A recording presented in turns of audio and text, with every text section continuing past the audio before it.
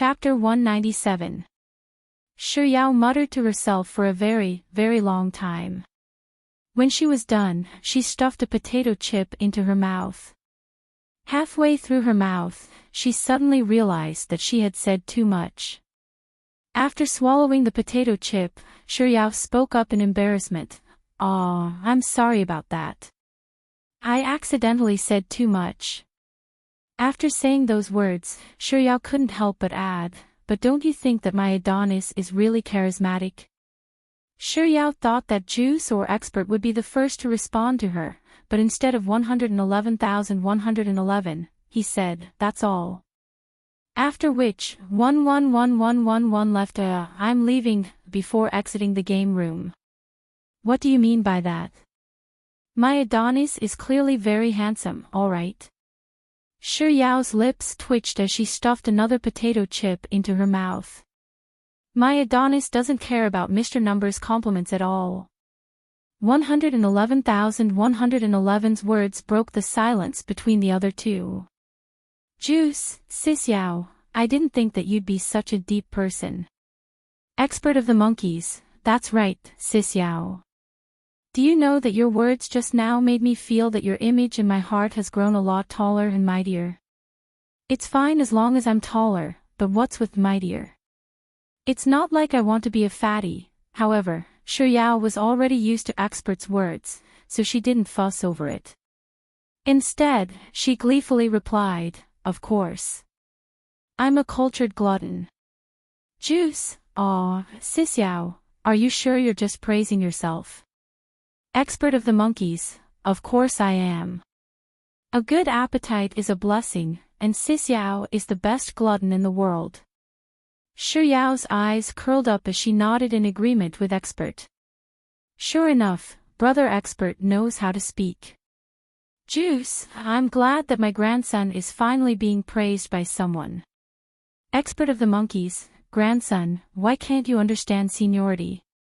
I'm clearly your grandfather." "Juice, what? What am I to you?" "Expert of the monkeys, grandfather."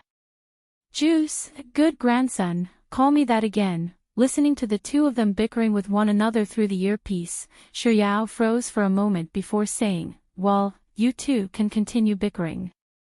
I'm going to look for my Adonis now."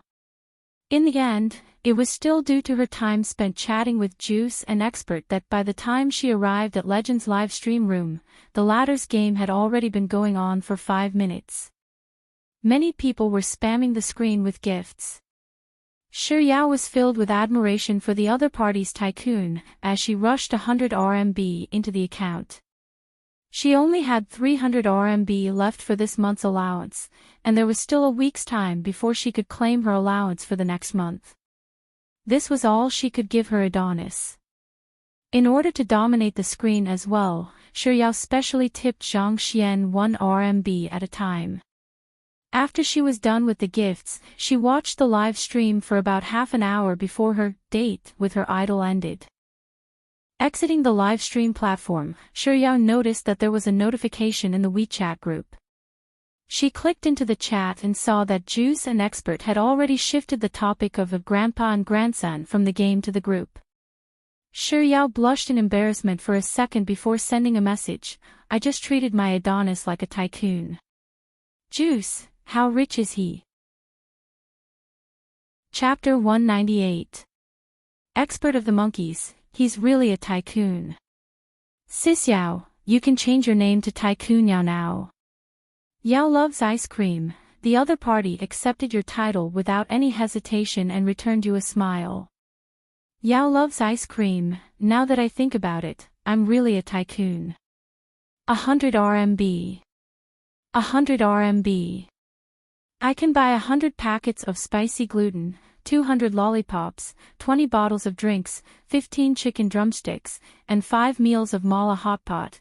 Yao loves ice cream, now that I think about it, I'm really in love with my Adonis. Shortly after Xiao's message was successfully sent out, 111,111, who rarely appeared in the group, appeared and sent her a red packet.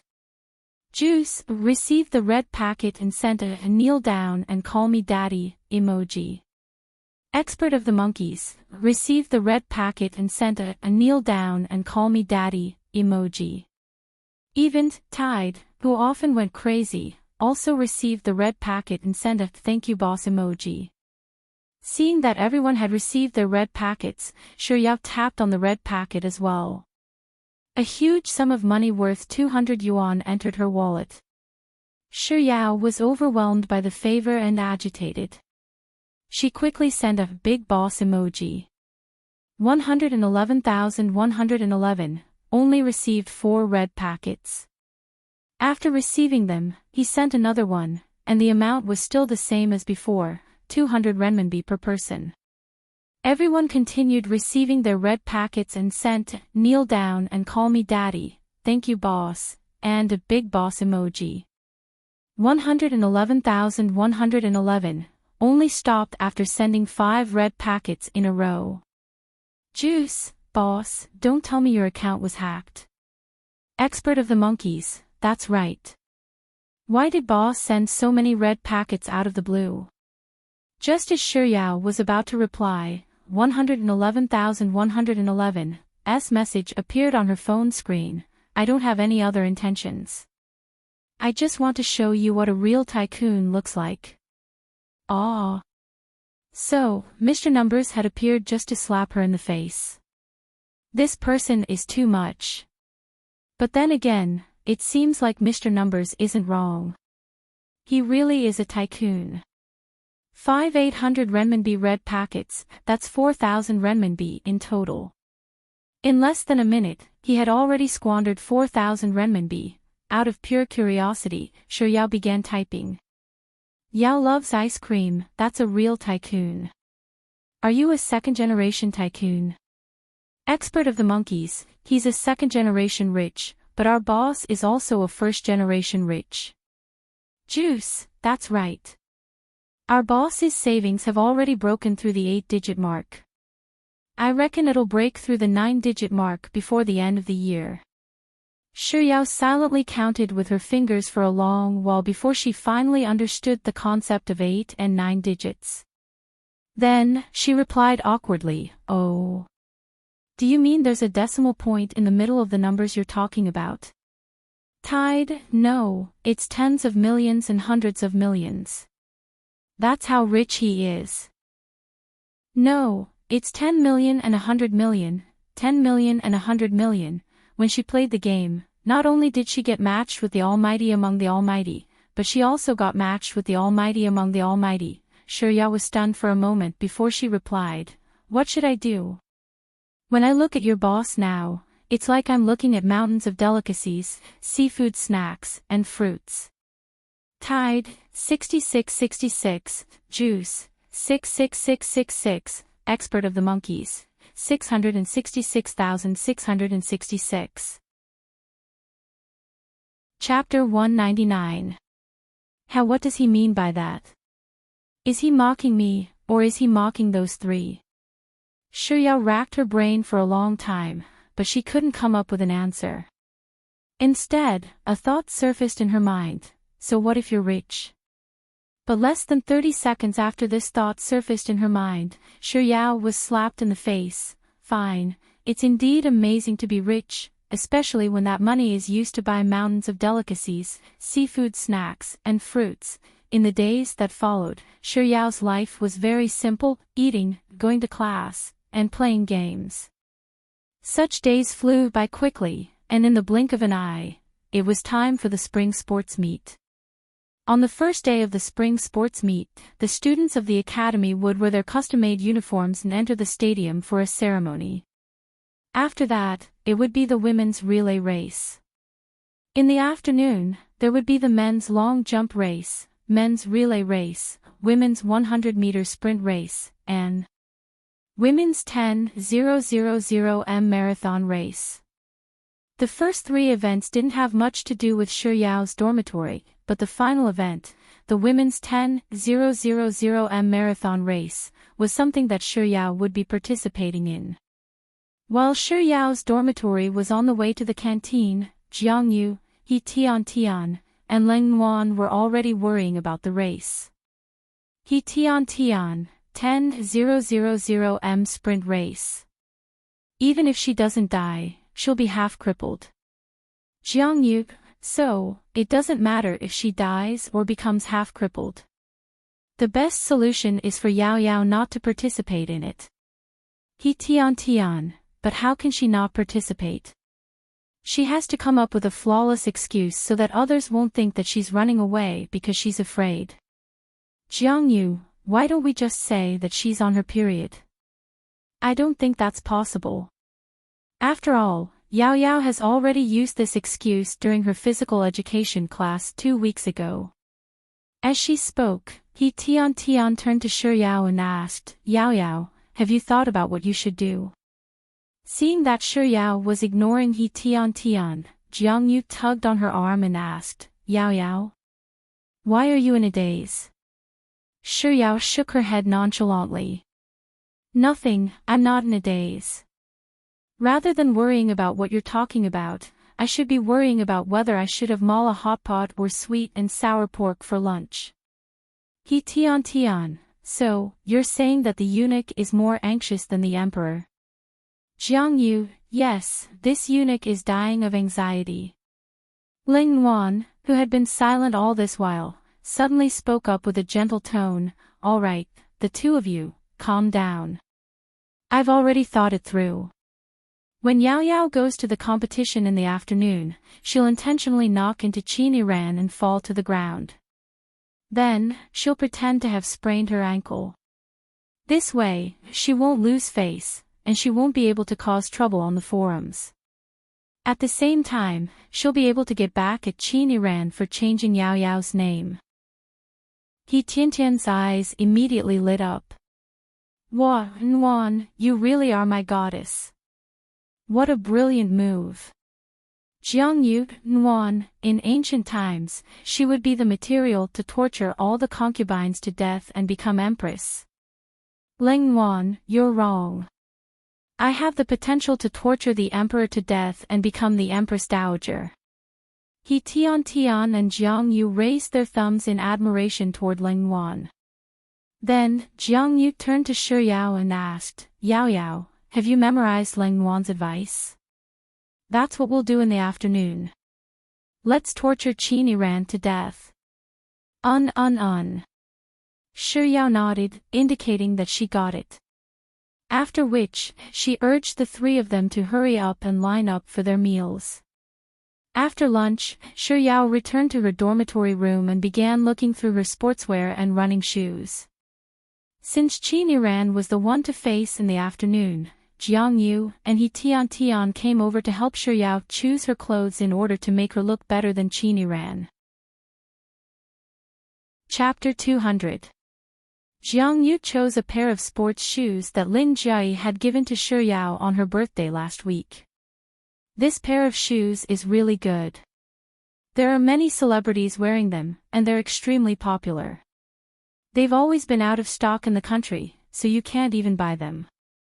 Furthermore, they're extremely expensive. Wear this, and you'll be able to crush Qin Ran like a nouveau riche. He Tian chose a set of sports clothes that Grandpa Lin had bought for her during the spring festival. This outfit is beautiful, and it's a young lady's red with a fair complexion. You'll definitely look stunning in it. Do a bun and you'll look youthful and energetic. Qin Ran won't be able to match up to you. Jiangyu agreed. Yao Yao, this is the first time you're standing together with Qin Ran in real life after the incident on the forum. You mustn't lose to her, so you should put on some makeup later. There's no need for that. Shi Yao was left speechless by Jiangyu and He Tian for a moment before speaking up. I'll definitely have to wear my old sports clothes and shoes. The more I wear them, the more comfortable they become. This is especially so for new shoes. They might chafe against my feet. At this point, Shi Yao paused for only a second. As if she knew what He Tian and Jiangyu were going to say next, she quickly interjected. Also, you mustn't put on any makeup. It's such a hot day, and you'll be sweating profusely. Your makeup will be ruined, and you'll look really ugly. Besides, this is the sports meet, not a beauty pageant. Tian and Jiang Yu were just about to persuade Shi Yao when Ling Wan, who was sitting on the bed and looking at her phone, suddenly spoke up, "All right, stop messing around." Yao Yao's words make sense. Even though Jiang Yu regretted that she couldn't get Shi Yao to dress up beautifully for the sports meet, she still chose to respect Shi Yao's opinion. However, she still pointed out the inappropriateness of Shi Yao's words, "All right, as long as Yao Yao is happy." In any case, our Yao Yao is pretty, so she'll be able to match up to Qin Ran even without makeup.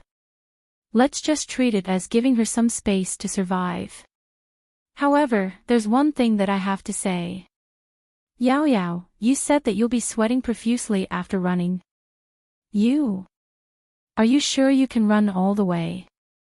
If you can really run all the way, I'll pay for all your milk tea this month. Tian, top comment, I don't need you to be first. If you can make it out of here alive, I'll take care of all your yogurt for this month. Ling Wan, +1. Potato chips, 1 month. Milk tea, yogurt, potato chips. Without any hesitation, Shi Yao replied, "All right." At 2:30 p.m., all the students gathered at the field.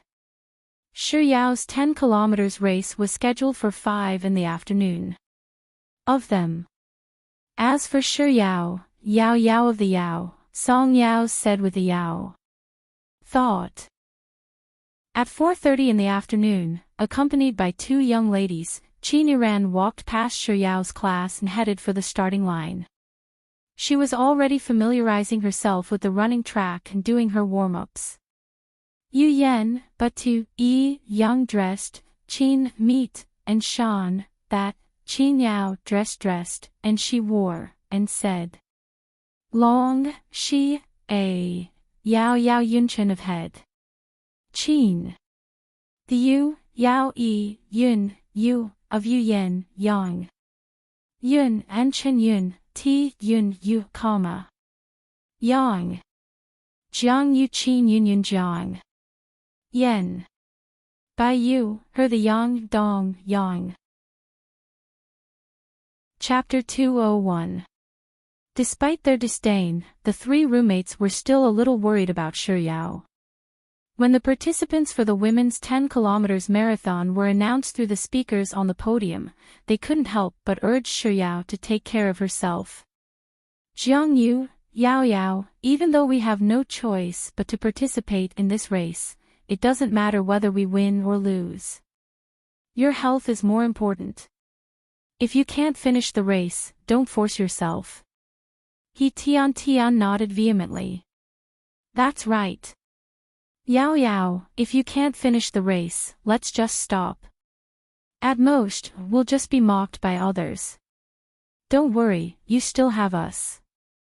Ling Wan tugged Shi Yao's hand and said, even if you can't finish the race and give up halfway, I'll still buy you a month's worth of potato chips. It would be a lie to say that she wasn't touched, but this really wasn't the time to be sentimental. Shi Yao replied to her 3 roommates with a comforting smile, "It's all right, I'm not a child anymore. I know what I'm doing, so you don't have to worry." After saying those words, Shi Yao ran down the steps and headed to the starting line to register. Qin Ran's expression visibly froze upon seeing Shi Yao's arrival, but it only lasted for an instant before a radiant smile blossomed on her face, reminiscent of a flower blooming under the sun. She didn't know what she was talking about with the 2 girls who had accompanied her. Then, the 2 girls stopped massaging her arms and legs and took a few steps away from her. As if she was warming up, she began to press her legs. However, her movements were much more beautiful than those of an ordinary person, and her figure was so graceful that it looked as if she was practicing a dance. This was especially so when she did a split, which elicited cheers from the nearby spectator stands. Upon seeing this sight, Shi Yao's expression remained calm, as if it had nothing to do with her at all. Following the physical education teacher's instructions, she lightly rubbed her legs and bounced a few times on the spot to relax. Qin Yuran glanced at Shi Yao's inconspicuous warm-up from the corner of her eyes, and a disdainful sneer crept onto her lips. Lin Jiej, who was sitting in the shade with his earphones on, was busy playing with his phone, completely oblivious to the happenings outside. Beside him, Xie Shangzhou was supporting his head with a hand, looking drowsy. Lu Benlai raised a pair of binoculars and scanned the entire school. This is really weird. I've been looking for my wife for the entire morning, but why haven't I found her yet? Xie Shangzhou shot a disdainful glance at Lu Benlai. Don't you have any shame? Return my wife to me. She might not even know your name. Lu Benlai retracted his binoculars and said, It's none of your business. No one will think that you're a mute if you don't speak. Xie Shangzhou, none of your business, I just want to talk. Lu Benlai, is that what you said? That's bullshit *t. Xie Shangzhou replied, You sure are full of shit. Did I hear you wrong? I think I heard junior sister's name. Lu Benlai was just about to retort back when he fell silent. Instead, he focused his attention on the broadcast for a moment, and a moment later, he was so shocked that his jaw nearly fell to the ground. It's really little Junior's name. And it's the women's 10 kilometers marathon. Xie Shangzhou turned to Lin Jiej and said, Boss, did you hear that? Junior, 10,000 meters. Chapter 202. Even if he were to use his toes to think about it, there was no way it could be soft bun. One must know that in the physical education class, she was already panting heavily after running a single lap. Besides, with soft bun's thin arms and legs, wouldn't running a 10,000-meter marathon be no different from courting death? Besides, it's not like soft bun is a fool. Why would she seek death for no reason? Xie Shangzhou, boss, are you saying that there are 2 Shi Yaos in G University? Lin Jiej didn't respond to the question.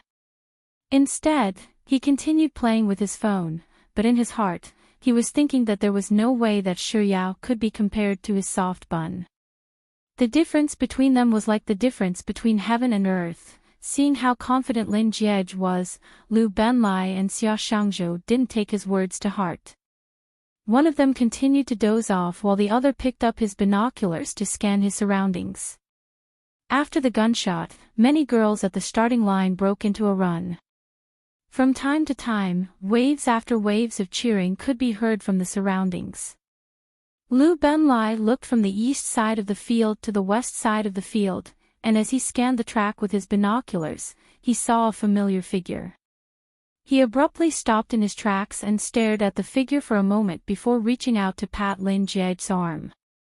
Boss, it's really, Xie Shangzhou, who was on the verge of dozing off, was jolted awake by Lu Benlai's startled voice. Really?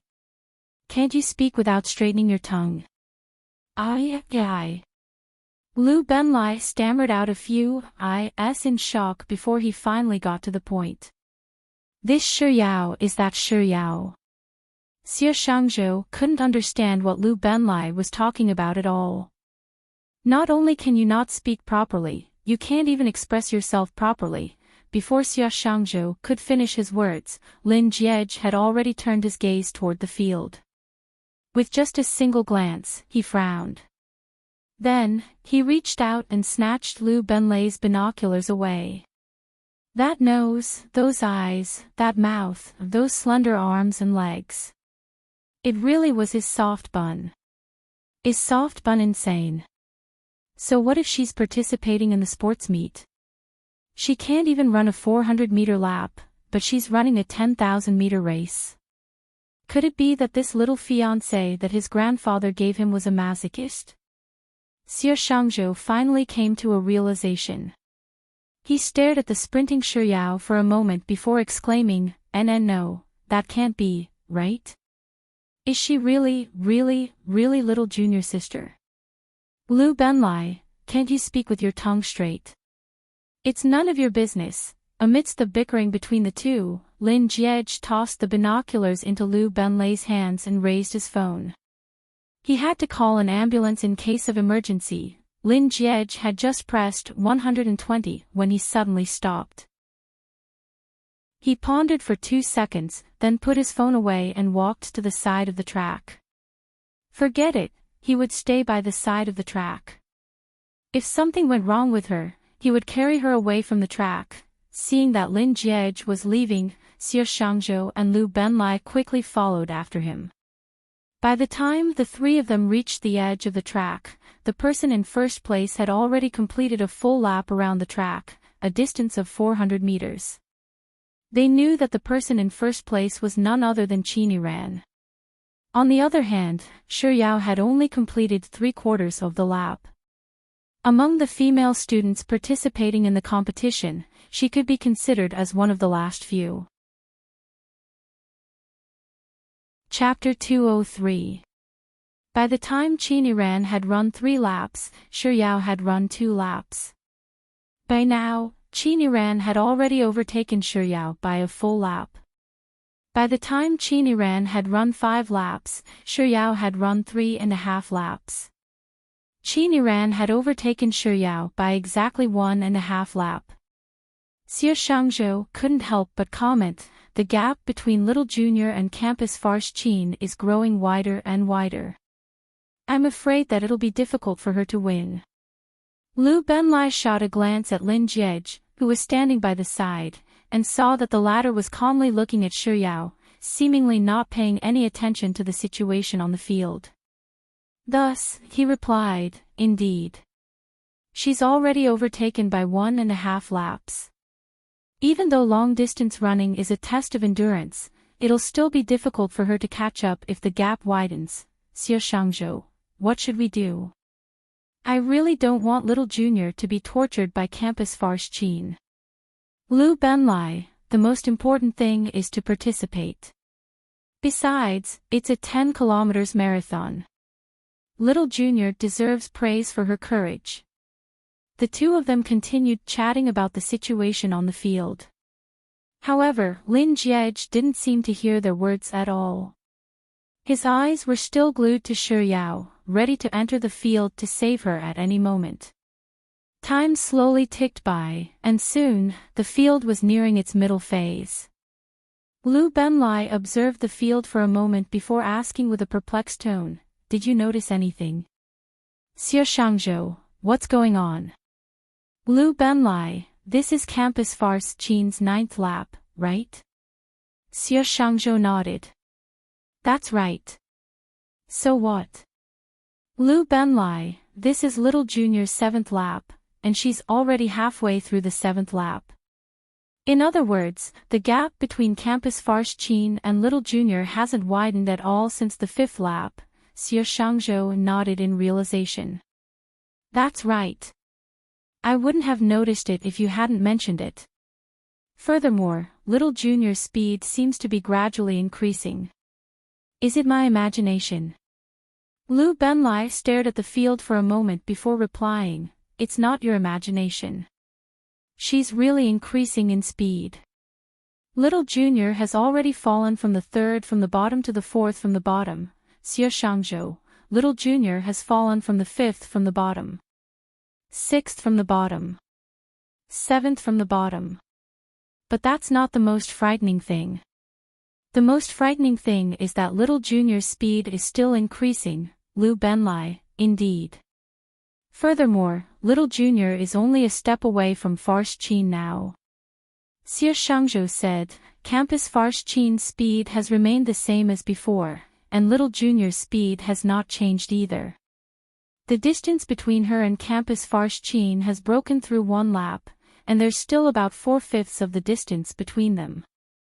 Little Junior's rank has also left the bottom of the list, and now, Xie Shangzhou silently counted for a while, then said, 11th. Liu Benlai, impressive, Little Junior. It looks like she's going to get into the top 10 soon. Ah. She actually overtook 2 people and is now in 9th place. The heck, this can't be, right? Little junior sister sped up again. This was her 14th round, right? It's already 5,600 meters, and it can still accelerate. Xie Shangzhou, I'm impressed. I'm only half a lap behind Farsh Qin. I'm now in the top 5. Right after Xie Shangzhou said those words, Shi Yao had already overtaken another person. Lu Benlai, he's already in 4th place. He's roughly 100 meters away from Qin Yiran now. Chapter 204. Lu Benlai, but Campus Farsh Qin is also starting to pick up speed. It's a tug of war now, and the gap between Little Junior and Campus Farsh Qin won't be able to open up anymore. Xie Shangzhou, the further we go, the harder it is to catch up because everyone is tired. I think Little Junior is already at her fastest speed. If Little Junior can't speed up, it will be difficult to overtake Farsh Qin. After saying those words, Xie Shangzhou turned to Lu Benlai and asked, which round is it now? Lu Benlai, 20 laps. There are only 5 laps left to determine the victor. Xie Shangzhou, there are only 4.5 laps left, and we still can't close the gap. This is going to be really dangerous, for more. Before Lu Benlai could finish the word circle, his eyes abruptly widened in shock. Seriously? Little junior sister can speed up. F***ck, I'm going to kneel down to her. Xie Shangzhou was equally shocked. F***ck, F***ck, F***ck, F***ck, F***ck, F***ck,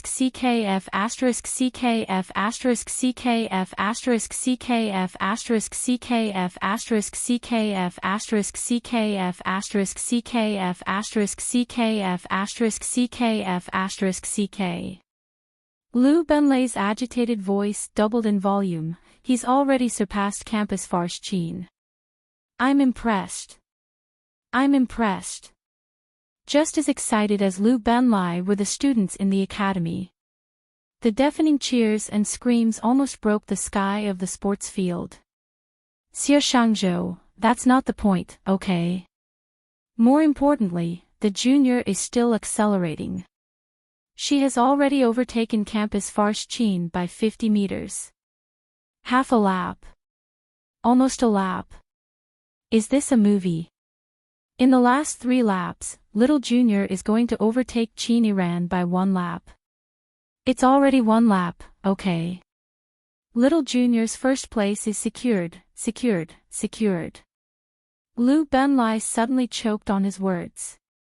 Little Junior is still accelerating. With this speed, he could probably run 400 meters, right? Oh my god, she's already 1.5 laps ahead of Campus Farsh Qin. She's even more than Campus Farsh Qin's 1.5 laps lead at the beginning of the race. There were quite a few people in the surroundings who were stunned by Shi Yao's final sprint. Even though they didn't know who she was, there were still quite a few of them who stood up and cheered her on. On the 25th lap, which was also the last 100 meters of the final lap, Shi Yao's speed had already reached the limit of her 100-meter sprint. The red string at the finish line had already been pulled up. A second before Shi Yao reached the red string, she had already overtaken Qin Yiran, running 2 laps more than the latter. Jiang Yu, He Tian, and Leng Yuan were already waiting at the finishing line.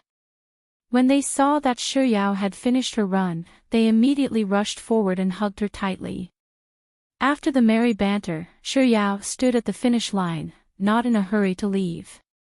Instead, she watched as the other competitors continued with their respective races. When Qin Yiran finished her 24th lap, she happened to be right in front of Shi Yao. Shi Yao passed the bottle of water that Leng Yuan had brought over back to her before stretching her arms to stretch her muscles. After which, she wrapped her arms around her legs and easily pulled them up to her ears. Shi Yao could clearly see that Qin Yiran's complexion had turned a little awful, and her footsteps had become a little disorderly. She didn't think that she didn't know. Back then, during physical education class, she couldn't run because she wasn't feeling well during her period. She thought that she couldn't make it and wanted to use the 10,000-meter race to torture her. With such thoughts in mind, Shuyao raised her chin slightly and did a perfect split on the ground. Warming up before the match. What kind of ability is that? If you have the ability, warm up after the match. Who wasn't a little beauty who could do the splits? Chapter 205. As Shuyao retracted her split and stood up with ease, Tian noticed her actions and leaned over to her ear to ask, Yao Yao, what are you doing? I'm messing around. Shuyao replied honestly before shooting a glance at Qiniran once more. Her complexion had turned even uglier than before. Putting aside her footsteps, even her chest was heaving up and down unsteadily. Shuyao knew that Qiniran had been agitated by her. If she didn't adjust her emotions, she might end up suffering from a heart attack later on. However, that was unlikely to happen. If she could really maintain her composure, she wouldn't have put on so many sock puppet accounts to slander the students who were vying with her for the position of campus belle. Messing around. Do you have some kind of misunderstanding about what messing around means? Do you think that you're ruining the sports meet or blowing up the sports field? Even though your pose is indeed pretty. Jiang Yu thought that Shuyao was spouting nonsense, so she couldn't help but nag at her. Shuyao watched as Qiniran ran past her before replying to Jiang Yu with a straight face, I can't ruin the sports meet or blow up the sports field. I'm just interfering with the outcome of the competition. She was clearly mocking her, but she actually replied to her as though it was a normal conversation. Can you even allow me to speak properly? Jiang Yu was rendered speechless by Shuyao for a long while before she moved her lips, interfering with the outcome of the competition. Yao Yao, do you think that you're a deity? Before Jiang Yu could finish her words, Qiniran's hand suddenly clutched her waist, and like a deflated balloon, her speed dropped significantly. The third-place student behind Qiniran was hot on her heels. Her momentary lapse in concentration soon caused her to be overtaken by the third-place student. Jiang Yu widened her eyes in shock. And no way, right? Yao Yao, are you really a deity? You actually made Qiniran fall to third place. Shuyao's lips twitched as she looked at Jiang Yu and asked, do I look that harmless? Jiang Yu looked at the sweet young lady and nodded. Yes, you look so harmless that I'm afraid that you'll be abducted on the streets. Shuyao pouted as she turned to look at Tian. Tian also nodded without any hesitation. Harmless to the point that you're afraid of being abducted, you're practically a retarded child. Humph, you're the retarded child. Shuyao proudly turned her head to look at Qiniran, who was still slowing down on the field, and said, I'm not as kind as you think I am. I don't want Qiniran to become third place, I want her to be unable to even get into the top 10. Tian looked at her in disbelief. There's only half left. Yao Yao, are you? Jiang Yu added, and it's just a daydream. Chapter 206. She was supposed to pummel Yao Yao, but who could have thought that she would be the one being pummeled by Yao Yao instead? Anyone in her position would probably die of rage from the sudden change.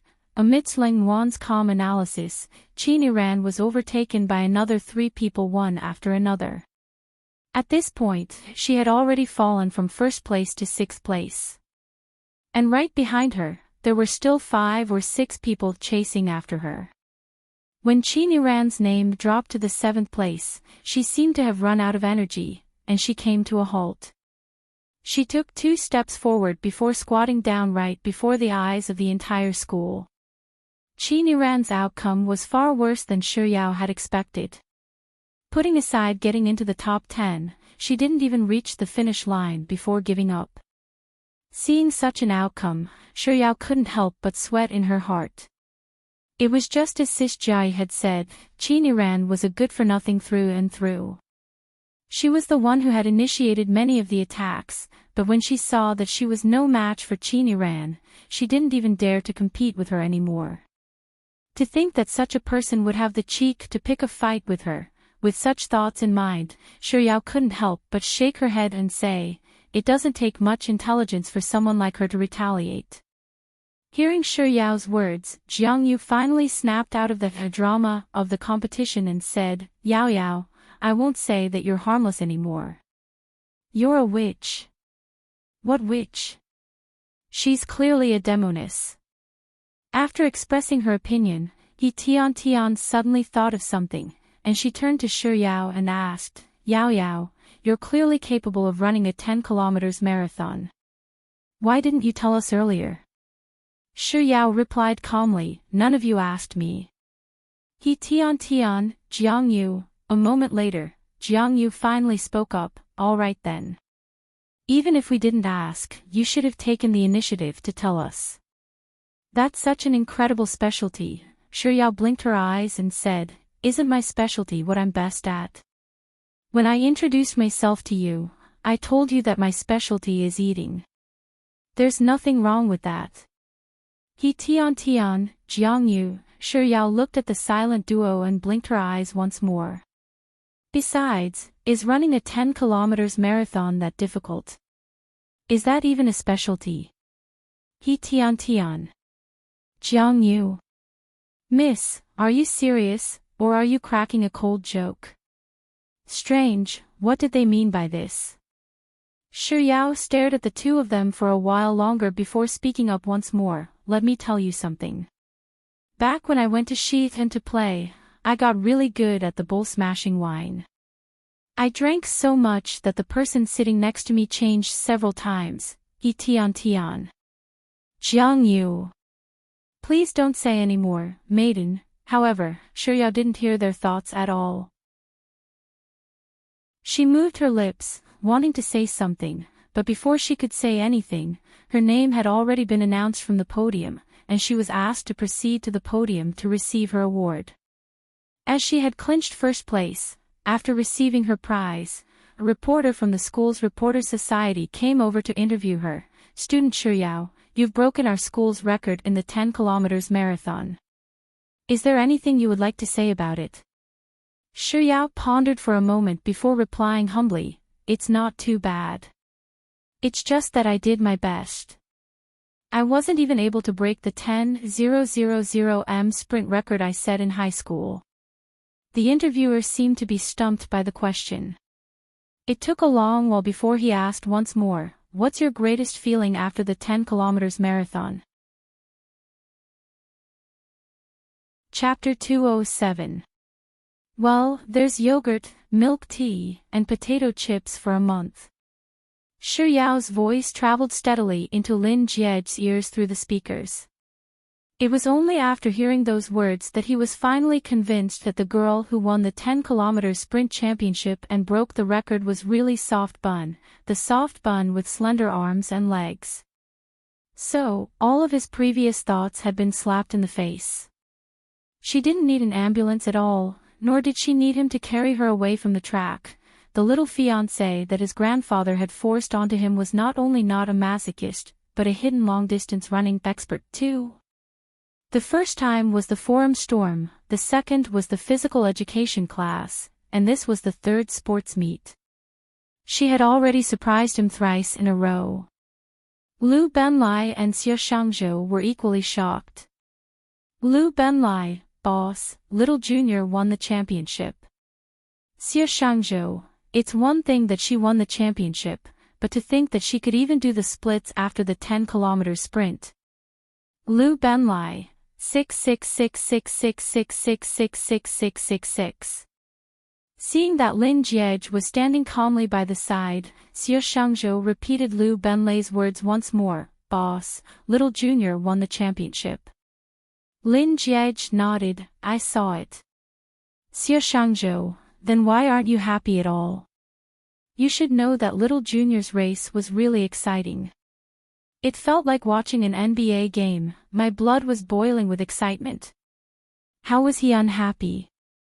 He was practically flying into the sky, Not only so, he was also shocked, astonished, agitated, and proud. Lin Jie was just about to reply to Xie Shangzhou that he was happy, but he suddenly realized that if he were to reply like that, wouldn't he be telling Xie Shangzhou and Lu Benlai that he didn't know much about soft bun? After 2 seconds of silence, Lin Jie glanced at Xie Shangzhou with a knowing look on his face and said, "Isn't that normal? Is there a need to make such a big fuss over it?" Xie Shangzhou was rendered speechless for a moment before replying, "Boss, since you knew that little junior would win, why did you say that she wasn't the contestant?" "Ah. His name is Xie Shangzhou, isn't it? I'll remember it." Lin Jie lowered his eyelids, concealing the gleam in his eyes. He paused for a few seconds before he turned to Xie Shangzhou and replied with an arrogant look on his face, "Because I think that it's beneath her to compete with those people." After saying those words, Lin Jie turned around and walked back to his seat, leaving Xie Shangzhou scratching his head in bewilderment. "Wait a minute, the one who's good at running is Little Junior. Where did that 'I'm the strongest king' expression come from?" Barely after Lin Jie took 2 steps up the stairs, someone suddenly walked past him and asked, "Where's Shiyao? What would you like?" Pulsation. "Alright, I'll buy it and send it over to you later." Shiyao. Hearing those words, Lin Jie halted his footsteps and turned his head slightly to look behind him. It was Han Jing. He was hanging up the phone. On the other hand, his earlier call was asking about Shiyao's whereabouts. So, if he wasn't calling Shiyao, then he was calling Shiyao's roommate. Maidong. He wants to buy a Maidong for Shiyao. Lin Jie stood on the spot for less than 2 seconds before he turned around and headed in the direction that Han Jing had left. Lu Benlai and Xie Shangzhou subconsciously called out, "Boss, where are you going?" "Boss?" Chapter 208. Roughly 20 minutes later, Lin Jie appeared at the entrance of the field with a bag in hand. Facing the crowd of spectators around the field, Lin Jie froze for a moment before whipping out his phone and making a call. It didn't take long for the call to be connected, and Shiyao's gentle voice drifted over from the background. "Hello?" Lin Jie replied. A second later, he asked again, "Where are you?" "Ah!" Shiyao exclaimed in surprise. "I'm at the school field. Of course, I know that I'm at the school field, but what I'm asking is where I am." Lin Jie fell silent. Just as he was about to speak again, Shiyao's voice sounded once more, "What's the matter?" "And, there is." Lin Jie paused for a moment before lowering his head to look at the bag in his hands. Then, he continued. "There's another girl who gave me some food. Do you want it?" "If you don't want it, I'll throw it away." Lin Jie was really treating her as a garbage collection station. He'd just given her a pile of fruit garbage not too long ago, and she hadn't even finished digesting that garbage yet. And now, there was another batch of garbage. Shiyao clutched her phone, not knowing whether she should accept it or not. At that moment, Lin Jie's voice sounded once more, "Forget it, pretend that I never asked. I'll throw it away." Thinking about how delicious food was going to be wasted, Shiyao felt as though a knife was slicing through her heart. Without any hesitation, she blurted out, "Where are you? I'll go look for you." Lin Jie's lips curled up into a smile after his scheme worked. So, the excuse he came up with that day in a moment of desperation turned out to be pretty useful. "I'll go look for you instead. There's ice cream here, and your legs are short. I'm afraid that it'll melt before you even reach me." "What do you mean by short legs?" "Even if I'm a little short compared to him, I can still run." Shiyao puffed up her cheeks, but in the end, for the sake of the delicious food, she didn't resist Lin Jie and obediently told him where she was. After obtaining Shiyao's address, Lin Jie grabbed his bag and leisurely made his way over. When he arrived in Yao's vicinity, he didn't rush over to look for her immediately. Instead, he pretended to be looking at his phone, but his eyes were actually darting around the area for a moment. It was only when he saw Han Jing walking over with a bag in his hand that he placed his phone back into his pocket and began making his way over to Yao. There were quite a few students in the surroundings who recognized Lin Jiej, and they were looking at him excitedly. On the other hand, Yao seemed to be discussing something with her 3 roommates, so they didn't notice Lin Jiej's approach. Lin Jiej stood by Yao's side and lowered his head to look at her for a moment. Seeing that she was still in a daze, he took out the ice cream from the bag and placed it on her fair face. Yao shuddered at the sudden chill, and she abruptly raised her head. At the same time, her 3 roommates were also looking at Lin Jiej. In contrast to He Tian and Jiang Yu's agitated expressions, Ling Nuan stood up calmly and moved away from Yao's seat. Lin Jiej sat down and glanced ahead. Seeing that Han Jing was already walking over, he removed the packaging of the ice cream and waited for Han Jing to look in Yao's direction before passing the ice cream into Yao's hands. Lin Jiej could clearly see Han Jing's footsteps pausing on the spot. He was secretly delighted, but on the surface, he calmly took out the Maidong, twisted open the cap, and passed it back to Yao.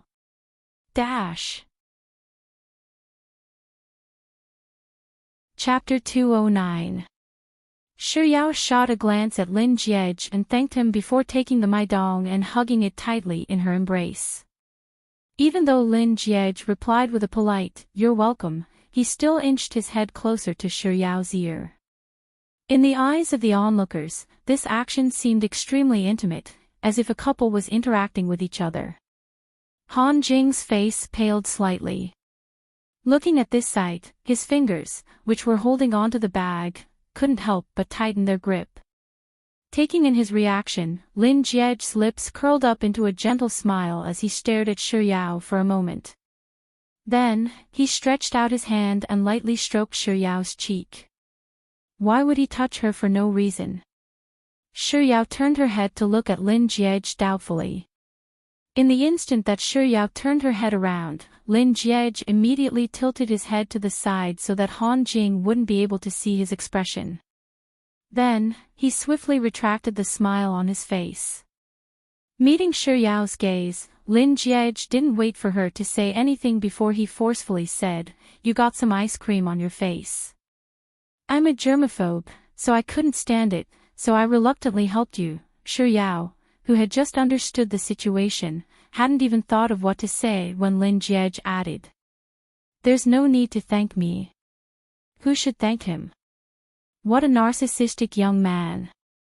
Besides, I got some ice cream on my face, so why wouldn't he tell me about it? What do you mean by I'm a germaphobe, so I can't stand it? Did I ask him to stand it? If you can't stand it, then don't look at it. If he hadn't thrown the trash to her, she would surely have chased him away. Yao vented her frustrations on the ice cream, so she lowered her head and took a huge bite out of it. When Yao retracted her gaze, Lin Jiej's lips curled into a smile once more. Then, he casually turned his head around to look at where Han Jing was standing. Han Jing had already lowered his head, so he didn't approach Yao anymore. Instead, he stood on the spot for a moment before turning around to leave. After staring at his back for 2 seconds, Lin Jiej said, "I'm leaving." After Yao nodded her head in farewell, he stood up and walked away under the gazes of quite a few ladies. Han Jing walked very slowly, so it didn't take Lin Jiej long to catch up to him. Before overtaking Han Jing, Lin Jiej tilted his head to the side and slowed down his footsteps. He whipped out his phone, and without making any calls, he raised it to his ear and said, "Yao Yao, there's something that I forgot to tell you. Wait for me after the sports meet ends the day after tomorrow. Grandfather says that he wants to meet you." Lin Jiej noticed that Han Jing's footsteps had clearly paused for a moment. He pretended not to see Han Jing and continued to walk forward as he continued to talk on the phone. When he passed by Han Jing, he saw Han Jing's slightly pursed lips and his words became even more immersed in his acting. Okay, I'll give you a call when the time comes. The ice cream is a little cold, so don't eat too much or you'll have a stomachache. By the time Lin Jie returned to his classroom in high spirits, Xie Shangzhou was listening to a song, and Lu Benlai was still looking around with a pair of binoculars. Xie Shangzhou, boss, where did you go earlier? Lu Benlai, why did you leave in such a hurry? Did you go to the toilet? Didn't they say that the spicy hot pot from lunch was too spicy? You'll have diarrhea. Didn't he need to rack his brain to come up with an excuse? Lin Jie shrugged his shoulders. Without saying a word, he lazily sat down on his seat, put his headphones back on, and continued watching the game. Chapter 210. Xie Shangzhou dusted off the dirt on his trousers as he asked, Boss, what are we eating tonight? Lu Benlai, I feel like eating rice noodles. Lin Jie calmly stood up and tidied up his clothes before interrupting Lu Benlai's words, I've already prepared dinner. It's in the dormitory. Xie Shangzhou, Daddy is Daddy, you're getting more and more considerate. Lu Benlai, Daddy, Salong Heya. Faced with the two fellows fawning, Lin Jie's lips twitched, but he didn't say a word. With his hands in his pockets, he began making his way back to his dormitory. Xie Shangzhou ran the fastest. He rushed to the door of the dormitory, took out his key, and sang, Dinner, dinner, I love you, I'm starving if I miss a meal, I'm starving, as he opened the door. Then, he took a step into the dormitory, and as if someone had hit his acupoints, he froze on the spot. What are you doing? Blocking the door, are you trying to be a door god? Lu Benlai followed closely behind. He kicked Xie Shangzhou's bottom, but when he saw the sight before him, he froze on the spot.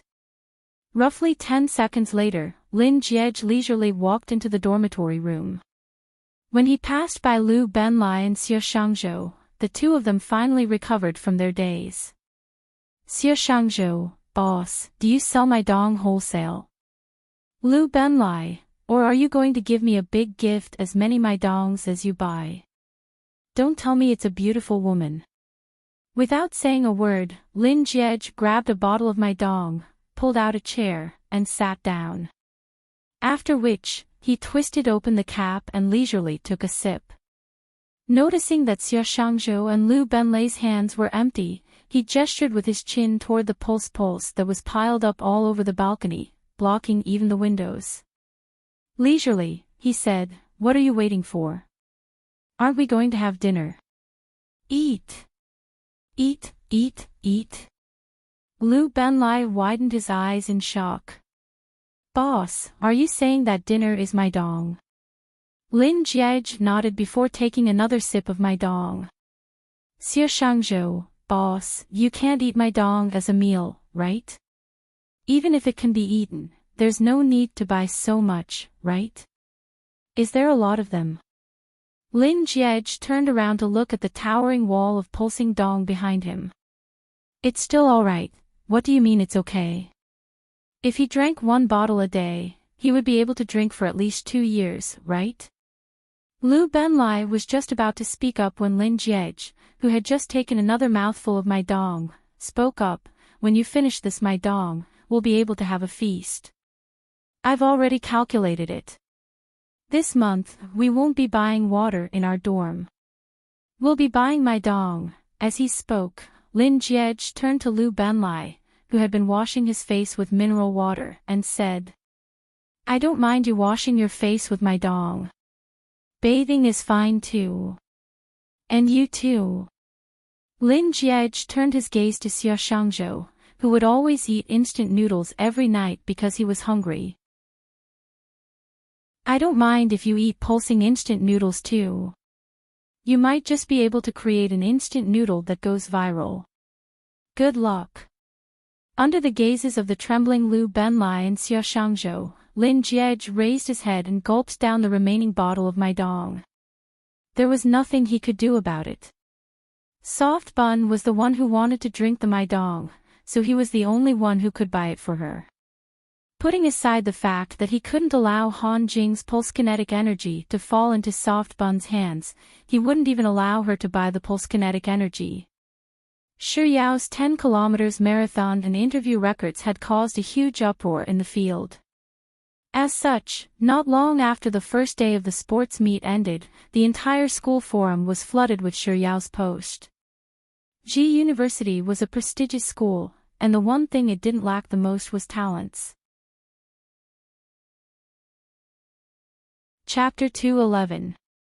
The post was titled, Year 1 English Faculty Shi Yao is a top student, and it contained Shi Yao's results in Ji University over the past year, all of which were of A+ grades. The post was titled, Ji University's Women's 10 km record holder. Shi Yao is also a Ji University's Women's 100 m record holder, and it contained a photo of Shi Yao clinching first place in the 100-meter sprint during the Ji University Autumn Sports Competition. The post was titled, That Chick Who Crushed Chini Rand in the 10K race in the afternoon scored full marks in English, and the content of the post was Shi Yao's results for the National Higher School Entrance Examination. Not only did she score full marks in English, but she also scored high marks in other subjects as well. The post was titled, Shi Yao Passes Band 4 English Test in the First Semester of University, and it contained Shi Yao's results in the National College Entrance Examination. Other than these trending posts, there were also many posts related to Shi Yao. For example, there were posts saying that she had clinched first place in Ji University's English oral competition and top 3 in Ji University's debate competition, and that she had written a short story that was serialized in a magazine. There was even someone who made a summary of the posts related to Shi Yao on the forum. The post was titled, This is a True Goddess, a goddess who can symbolize Ji University's campus bell. And under this post, the replies were surprisingly consistent. They either knelt down, said that he could obviously rely on his looks to make a living, yet he was shockingly talented, or said that he was too handsome, that he wasn't a human, that he was a god that didn't need a man. In short, almost all of them were praising him. Of course, due to the conflict between Shi Yao and Chini Ran on the forum, there were quite a few people who mentioned Chini Ran as well. It was either that Shi Yao and Chini Ran were the campus belle and a joke, or that Chini Ran wanted to compete with Shi Yao. If I were Lin Jiej, I would also choose Shi Yao over Shi Yao, or that Chini Ran was simply too cowardly, not even managing to finish the 10 km marathon. If one were to say that Shi Yao's name was filled with admiration and praise, Chini Ran's name was filled with ridicule and disdain. The ones who were the most excited when they saw the comments on the forum were none other than Shi Yao's 3 roommates. Jiang Yu, how exhilarating. Chini Ran shot herself in the foot this time. She went for wool and came home shorn. She ended up working for someone else. She suffered a double loss. He Tian serves her right. If she hadn't been up to no good, would she have ended up like this? She doesn't deserve any sympathy at all, right Nuanyuan? Ling Wan, who was reading a book, nodded her head in agreement. Using a phrase from television dramas, a slut is a hypocrite. Nuanyuan's words are really incisive. Jiang Yu nodded vigorously. Then, she turned to Shi Yao and asked, Yao Yao, do you feel happy? Shi Yao didn't try to hide anything, so she replied frankly, of course I do. Then, the second after she said that, she seemed to have thought of something and looked at her 3 roommates happily. I've thought about it. I want yogurt tomorrow morning, milk tea tomorrow afternoon, and potato chips tomorrow night. He 111 Yao 2 Yao, 12. 6. 111311111 Lang 113 Lang 11. Seeing that the 3 of them weren't saying a word, Shi Yao asked anxiously, it can't be that you intend to renege on your debt, right? Yao teacher 31. 122. 1 Yao 2 student. 2-4 in that 222. Chapter 212. Ever since he had publicly wished her a happy birthday and confessed to her on her birthday, she had purposely kept her distance from him. He seemed to have sensed it too, so after asking her out once or twice, he changed his tactics and started to approach her from He Tian. Initially, He Tian would say that it was Han Jing who was treating her to a meal, but perhaps due to her constant rejection, Han Jing told her not to mention his name. It was fortunate that He Tian didn't do as he said and told her everything honestly. In truth, Shi Yao had been thinking of finding a time to chat with Han Jing for the past few days, but due to the sports meet, she hadn't had the time to do so. Now that he was calling her. Since that was the case, she might as well do it now. With such thoughts in mind, Shi Yao walked out of the dormitory room with her phone in hand and found a secluded corner to answer Han Jing's call. Senior Han. Shi Yao. Han Jing's voice sounded a little disappointed. After calling her name, it took him a long while before he asked. Are you together with Lin Jiej? Shi Yao was perplexed as to why he would have such thoughts, but she didn't ask. Besides, why would she be together with Lin Jiej? Once Grandpa Lin recovered, they wouldn't even have a child's betrothal anymore. Shi Yao didn't talk too much about Lin Jiej, replying simply, no. Han Jing, really? Really? Shi Yao paused for a moment. She knew what Han Jing was going to say, but before he could say anything, she spoke up. Senior Han, the reason why I picked up your call is to tell you that I understand your feelings for me, but I'm sorry, I can't accept it. Back then, when we were eating fish at the fish restaurant, I rejected you. I thought that was the end of it, but I realized later on that you didn't think the same way. Senior Han, I don't want to hurt you, but I don't want to leave you hanging either. That's an extremely shameless act. So, I just want to tell you that we should just treat each other as strangers from now on. It's best if we don't contact each other. Senior Han, thank you for being my friend in the past. Shi Yao paused for a moment before saying goodbye and hanging up the call. It was just as she had said. If he hadn't given up on her, she wouldn't have gotten together with him, so it was best if she didn't continue pestering him. After all, it would only hurt him more and more. At the same time, in room 501 of the male dormitory. After browsing through all of the posts related to Shi Yao on the school forum, Lu Benlai gulped down a mouthful of my dong in astonishment to calm himself down before saying, Little Junior is actually that formidable.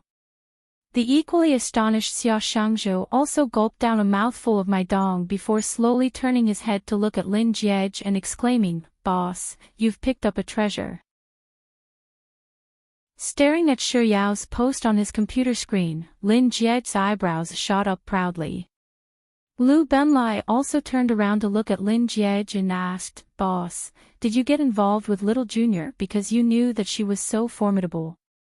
Does he think that he can predict the future? Lin Jiej was just about to refute Lu Benlai and Xia Shangzhou when the words reached the tip of his tongue. 3 seconds later, he slowly turned his head around to look at Lu Benlai and Xia Shangzhou, who were still waiting for his answer. With an impassive voice, he said, All roads lead to Rome, and I was born in Rome. In other words, you have to search far and wide before you can find a treasure like soft bun, but I was born with a treasure like soft bun. Chapter 213. Are we sending ourselves to our boss's doorstep? Xia Shangzhou glared at the instigating Lu Benlai resentfully and said, You're the one with the cheap mouth. Lu Benlai raised his hand and pointed to his mouth, That's right. Who asked you to be so cheap? Hearing Xia Shangzhou's words, Lin Jiej turned his gaze back to the photo of Shi Yao receiving her prize in the 10-kilometer sprint on the computer screen. While clicking on the mouse, he spoke with an infuriating tone, However, there are some people who might not be able to find a treasure even if they walk down all the roads leading to Rome, just like. Lin Jiej glanced at Xie Shangzhou and said. The goddess you met is my treasure. Then, he glanced at Liu Benlai and said. And the goddess you met doesn't even care about you. Xie Shangzhou and Liu Benlai were rendered speechless for 10 seconds. 10 seconds later, Liu Benlai turned to Xie Shangzhou, who had spoken up first, and said, You talk too much. Xie Shangzhou slapped his mouth lightly and replied, Will you die if you don't talk too much? On the morning of the second day of the sports meet, He Tiantian's long jump competition was scheduled. It was 11 in the morning. As everyone had arrived at the field at 8 in the morning, the water they had brought with them was long gone. Thus, before the competition started, Yi Tiantian asked Shi Yao, Jiang Yu, and Leng Wan to help her buy a bottle of water so that they could rehydrate after the competition. After He Tiantian entered the field, the three girls stood up and headed to the school supermarket. As their class was located at the inner end of the field, it would take them some time to get out of the field. As they passed by the rostrum, the staff of the student council happened to announce the name list for the men's 3 kilometers race. The first name was Lin Jiej. As soon as his name was announced, cheers immediately sounded from the field. Yao Yao, did you hear that? Lin Jiej is going to be competing in the 3 kilometers race later. Let's hurry up and buy some water so that we can watch him compete later. Jiang Yu said as she tugged Shi Yao's arm and hastened her pace. After entering the school supermarket, Shi Yao first chose He Tiantian's favorite Red Bull before grabbing a bottle of Scream for herself. While Jiang Yu and Leng Wan were choosing their drinks, Shi Yao casually grabbed a bag of hawthorn and a bag of jelly from the shelf by the side. While paying the bill, Jiang Yu suddenly thought of something and asked, Yao Yao, aren't you going to bring a bottle of water for Lin Jiej? Shi Yao shot a doubtful glance at Jiang Yu. Why did she bring water for Lin Jiej? Noticing Luo Ruoxin's bewilderment, Jiang Yu added, Lin Jiej is going to run 3,000 meters later, so he'll definitely need to drink some water. Can you bring him a bottle? He should have prepared the water himself, or perhaps one of his roommates would have prepared it for him. But then again, it didn't seem like it was a big deal for him to bring a bottle of water with him. After all, he had protected her during Qin Yiran's incident on her birthday, and he had even given her so much trash. Shi Yao pondered for a moment before replying, all right then. Then, she stood before the row of drinks and hesitated for a moment. In the end, as she didn't know what Lin Jiej liked to drink, she decided to just grab a bottle of Scream that was identical to hers. Returning to the field, the runners for the men's 3 kilometers race that Lin Jiej was participating in were already in position. Amidst the row of males, Lin Jiej stood out from the rest. Most of the males around him were doing their warm-up exercises, but he was the only one standing lazily on the spot, as if a painting. Chapter 2:14. The preparatory whistle was blown, and all of the contestants bent their bodies, preparing to run. Only Lin Jiej slowly took off his earphones and tossed his phone over to a male student by the side. Shi Yao had some impression of that male student. They had attended a physical education class together, and he was dressed in a flamboyant yellow sportswear.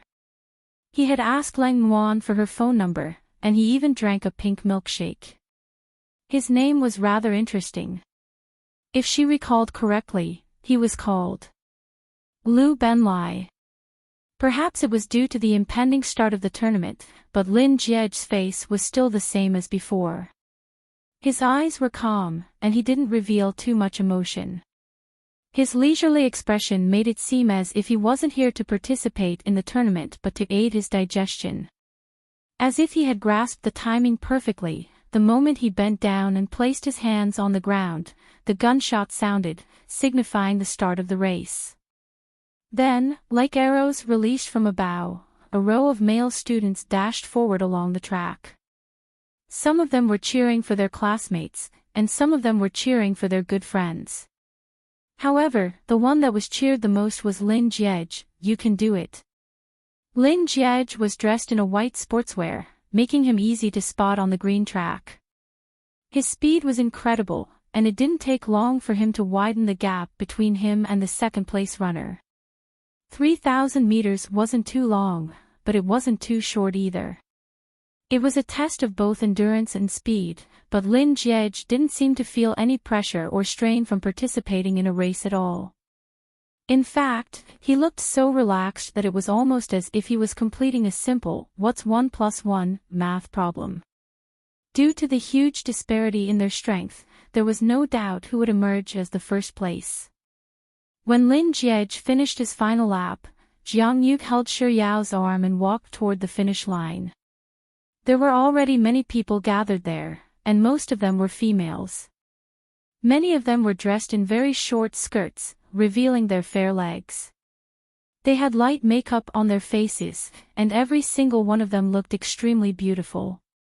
Even Qin Yiran was among them. Even though Lin Jiej's first place was already set in stone, the instant he crossed the finish line, there were still many female students screaming and cheering. A second after he stopped, a bold female student walked up to him with a glass of water in her hand and said, "Lin Jiej, you must be thirsty after running 3,000 meters, right? I'll give it to you." Perhaps it was due to the first female student taking the lead, the other female students also began passing their cups of water to Lin Jiej. He seemed to be used to this kind of scene. As if he hadn't heard anything, he passed through the girls and walked out. Upon seeing this sight, Shi Yao abruptly halted her footsteps before reaching the end. He didn't lack people to give him water, so there was no need for her to join in the fun. Besides, he didn't take any of the water from the girls. What if he didn't take it even if she went over to him? Not to mention, Qin Yiran was right beside him. With such thoughts in mind, Shi Yao tugged on Jiang Yu's sleeve, intending to tell her to leave. However, before she could do anything, Jiang Yu had already spoken up upon seeing Qin Yiran. Senior Lin Jiej, who hadn't reached Lu Benlai yet, heard the commotion, and he turned his head slightly. However, upon seeing Shi Yao, he immediately halted his footsteps. Chapter 2:15. Following Jiang Yu's words, Lin Jiej's gaze fell from Shi Yao's face to her hands. She was holding an opened bottle of Scream in one hand and a red plastic bag in the other. A few seconds later, Lin Jiej's gaze returned to Shi Yao's face once more. Meeting Lin Jiej's gaze, Shi Yao's fingers subconsciously tightened around the plastic bag in her hand. Due to Jiang Yu's words, the female students who were waiting at the finish line to pass Lin Jiej a bottle of water all turned their gazes toward Shi Yao. At this moment, Shi Yao was caught in a dilemma. She couldn't turn around and walk away, but she couldn't walk forward either. Just as Shi Yao was conflicted over how she should face this predicament, Lin Jiej began walking toward her. There wasn't much distance between the two of them, so it didn't take long for him to stand right in front of her. Shi Yao instinctively took a small step back to put some distance between them. But at this point, she had no choice but to pass the bottle of water to him. But before she could raise her hand, Lin Jiej noticed from the corner of his eye that Jiang Yu, who was standing beside Shi Yao, was gleefully looking in a certain direction. Out of pure curiosity, he followed Jiang Yu's line of sight and saw that Qin Yi was staring at him and Shi Yao. His eyes immediately turned cold, and before Shi Yao could say anything, he had already snatched the bottle of Scream from her hand. He had never seen such a shameless person before. Back then, she had gathered a group of people to fight outside the academy, and that had caused quite a scene. How could she still have the cheek to show off in front of him? But since she wanted to show off, he would just have to drink from Soft Bun's bottle. This way, she would think that he had a close relationship with Soft Bun so as to provoke her. With this thought in mind, Lin Jiej unscrewed the bottle cap, brought it to his lips and gulped it down. His actions were simply too fast, so fast that Shi Yao didn't even have a chance to stop him. She could only watch helplessly as he gulped down more than half of the bottle she had just drunk. When he finally stopped, Shiryao took out the bottle of Scream and passed it over to Lin Jiej, saying, "This is yours." Shiryao thought that since Lin Jiej had already drunk her bottle of Scream, it was unlikely that he would drink this unopened bottle. Unexpectedly, right after she said those words, Lin Jiej replied with an "oh." Without any hesitation, he reached out to take the unopened bottle of Scream from her fingers and thanked her. After which, he returned the bottle of Scream, which only had a third of its contents left, back to her. The water had already been delivered, but Shiryao really didn't like the sight of so many people watching from the side. So, she simply said, "My roommate is in the midst of a match, so I'll head over to take a look before pulling Jiang Yu away." After she left, Lin Jiej unscrewed the cap of the bottle of Scream and took a huge gulp. "I really don't like the taste of this drink." With this thought in mind, Lin Jiej brought Scream to his lips and drank another mouthful. This bottle doesn't seem to be as good as the one Soft Bun drank from earlier. Since he drank from Soft Bun's drink, could this be considered as an indirect kiss? Lin Jiej took another mouthful of Scream, and as he walked over to Lu Benlai, he happened to see Qin Iran from the corner of his eye. She was biting her lower lip tightly, seemingly agitated by his earlier actions, and her chest was heaving up and down slightly. Chapter 216. That afternoon, Shiryao's roommates didn't have any events to participate in, but due to the fact that they were all Year 1 students, the teachers were rather strict with them. Thus, they didn't dare to come to the field to spectate like the Year 3 and Year 4 students. Tian and Jiang Yu didn't have enough rest in the dormitory, so when they arrived at the field, they covered their heads with their clothes and continued sleeping. Ling Wan was still reading the book she hadn't finished last night. Shiryao supported her chin with her hand and watched the match for a while. Seeing that there wasn't much to see, she took out her phone and logged into the game. During the day, the members of the Sexy and Frisky group rarely played, so when Shiryao saw that less than 111,111 was online, she was surprised for a second. Less than 111,111 had been in the game for 27 minutes. Shiryao had no idea when he would be done, so she decided to go and play a round by herself.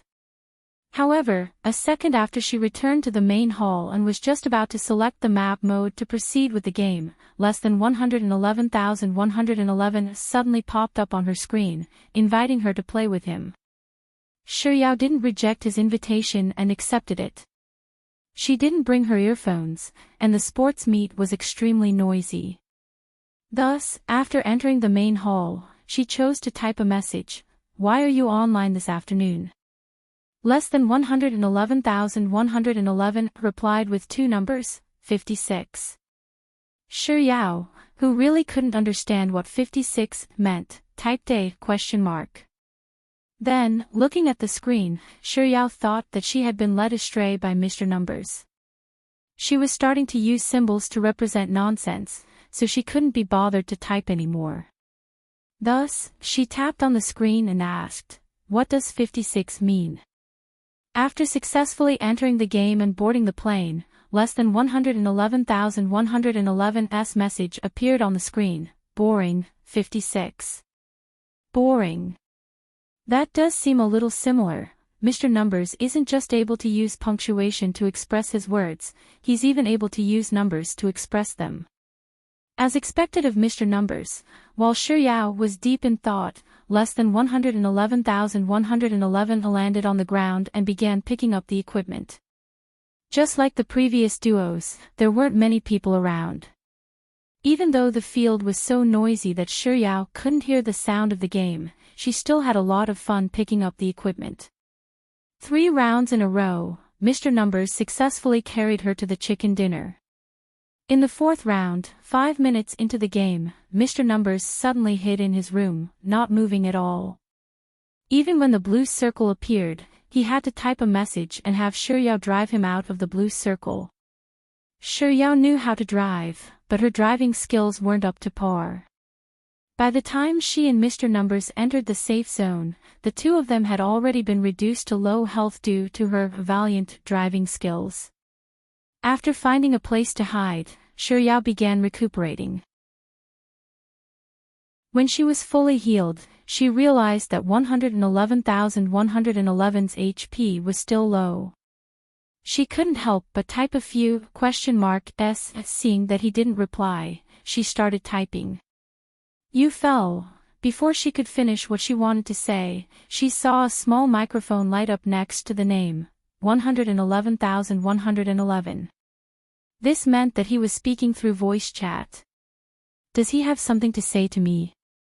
Shi Yao hurriedly brought the phone to her ear, but other than some chaotic noises, she couldn't hear the 111,111's voice at all. Thus, she switched on the voice chat function and brought the phone to her lips. "What did you just say? I didn't hear you clearly." Shortly after Shi Yao said those words, the radio station began broadcasting again. Next up is the men's 100-meter sprint. The participant list includes Lin Jiej, Zhang Yang. Afraid that she might miss 111,111's words, she hurriedly brought the phone to her ear, and the same words came from the other end. Next up is the men's 100-meter sprint. The participant list includes Lin Jiej, Zhang Yang. Chapter 217. Shi Yao froze with her phone pressed to her ear in a daze. Sun Haiyang, Hao Yu, Luo Juanhao, Wang Angshu, Gao Lang. The speaker continued to announce the name list. Just like before, as the list of names was broadcasted, the same names came through the earpiece. As the name list grew, Shi Yao's grip on her phone couldn't help but tighten. Why was she able to hear the words she could hear in real life as well? The students listed above, please prepare to enter the field. When those words traveled into Shi Yao's ears one after another, her fingers, which were holding onto her phone, began to tremble slightly. It can't be such a coincidence, right? 111,111 is actually from the same university as me. Furthermore, they're both standing in the same field at the moment. As this thought flashed across Shi Yao's mind, she instinctively raised her head and scanned her surroundings. Amidst the sea of people, one of them was 111,111. In other words, there was also expert of the monkeys, and there was also Juice. Shi Yao felt that this was simply too inconceivable. She felt as if the entire world had become a fantasy. Just how great of a fate did it take for her to be matched with a random teammate during her first game turn out to be her schoolmate? The voice of the speaker sounded from the podium once more. Next up is the men's 100-meter sprint. The name list consists of Lin Jiej, Zhang Yang, Sun Haiyang, Hao Yu, Luo Juanhao, Wang Angshu, Gao Lang. Hearing this voice, Shi Yao lowered her head to look at her phone screen. 111,111's name was followed by the voice of the small microphone. So, it wasn't necessarily 111,111 who was speaking earlier. It was the voice of the field that had been transmitted into his phone. Shi Yao was still in a daze. She stared at her phone for a long while before she raised it to her lips and said, "You." However, she only managed to utter a single word before she paused. She didn't know what to say next. Around 5 seconds later, 111,111's voice sounded from the other side of the phone. "What's wrong?" Along with his voice, the voice of the speaker from the podium also sounded. Perhaps just like her, Mr. Numbers had listened to the voice chat in the game, but he only spoke 2 words before coming to a halt. However, he reacted faster than her. Not long after, he spoke again with obvious surprise and amazement in his voice. "You are from G University?" Shi Yao replied in a daze. A moment later, as if she was sleepwalking, she asked, "You're from G University too?" 111,111 Yes, I'm in my 3rd year. Yao loves ice cream, what a coincidence. 111,111, what a coincidence. Sure, Yao didn't know what to say anymore, and both she and Mr. Numbers fell silent. The voice of the broadcast continued to come out from the 2 earpieces. After some time, 111,111 spoke again. What about you? Sure, Yao was a little taken aback. After a while, she replied. I'm a freshman in the English faculty. What about you? Math faculty.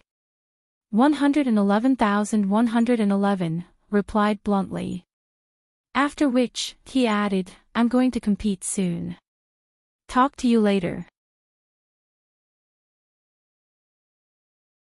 Chapter 218. Math faculty. What a coincidence, he's in the same major as Lin Jiej, and they're both in year 3 too. Could they be classmates? Furthermore, before he left, he mentioned that he was going to compete in a competition. There were men's 100-meter sprint, men's 400-meter relay, shot put, and long jump. Which competition was Mr. Numbers participating in? Sure, Yao, who wasn't interested in the competition in the first place, put away her phone and stared at the competitors on the field. There are so many men here, just which one is Mr. Numbers? Since Xie Shangzhou and Liu Benlai were competing in the afternoon, the 2 of them went out to have fun together. Lin Jiej's competition was at 4:00, so he rubbed his glabella, which was swollen from staring at his laptop for too long. Then, he picked up his phone and logged into the game to pass the time. After getting chicken dinner after chicken dinner, bored out of his mind, he decided to quit the game at the end of the 4th round. However, he noticed that Yao Loves Ice Cream was online, so he thought that bringing along a burden might make the game a little more interesting, so he clicked on the invite button. Shortly after the 4th round began, he received a call from his classmate, reminding him that the men's 100-meter sprint was about to begin. Thus, he could only hide in his room and change into his sportswear. While instructing Yao Loves Ice Cream to take him away from the blue circle, he made his way to the field. Her driving skills were truly unfathomable. Even on a flat road, she could overturn her car. And if that wasn't enough, why would she choose to take the rugged mountain road instead? It wasn't easy for him to make it into the safe zone. While celebrating the fact that he hadn't been murdered by her, he made his way to the field where his classmate was seated. It was only when he sat down that he realized that there was a small microphone flashing behind her profile picture. Is she talking to me? He took out his earphones and stuffed them into his ears. But as soon as he said, "What's wrong?" he realized that something was amiss. So, he chatted with her for a while. Since the 100-meter sprint was about to begin, he had no choice but to quit the game. While he was standing on the track, he recalled the reply that Yao Loves Ice Cream had given him. Year 1, English faculty, Big White Chubby and Soft Bun are actually in the same year, and they're both studying English as well. Could they be classmates? But Big White Chubby and Soft Bun are both huge eaters, and there are quite a few similarities between them. Could they be the same person? But if it was true, then wouldn't it be too miraculous? This wasn't a TV series. In terms of probability, this was an event with an extremely low probability, not to mention, Big White Chubby was a fair and round fatty. Perhaps, she might even be 3 times as fat as Soft Bun. With this thought in mind, Lin Jiej couldn't help but look around him. Finding a Big White Chubby was as difficult as finding a needle in a haystack. More importantly, there were a lot of overweight girls in G University. On the morning of the 3rd day of the sports meet, it was Shi Yao's high jump match and Leng Nuan's swimming match. To Shi Yao, high jump was a walk in the park. It was her forte, so on the 2nd night of the sports meet, she accompanied Leng Nuan to the school's swimming pool to practice swimming. Shiryao hadn't brought her phone with her when she went to the swimming pool, so by the time she returned, there were already 99 plus messages on her WeChat.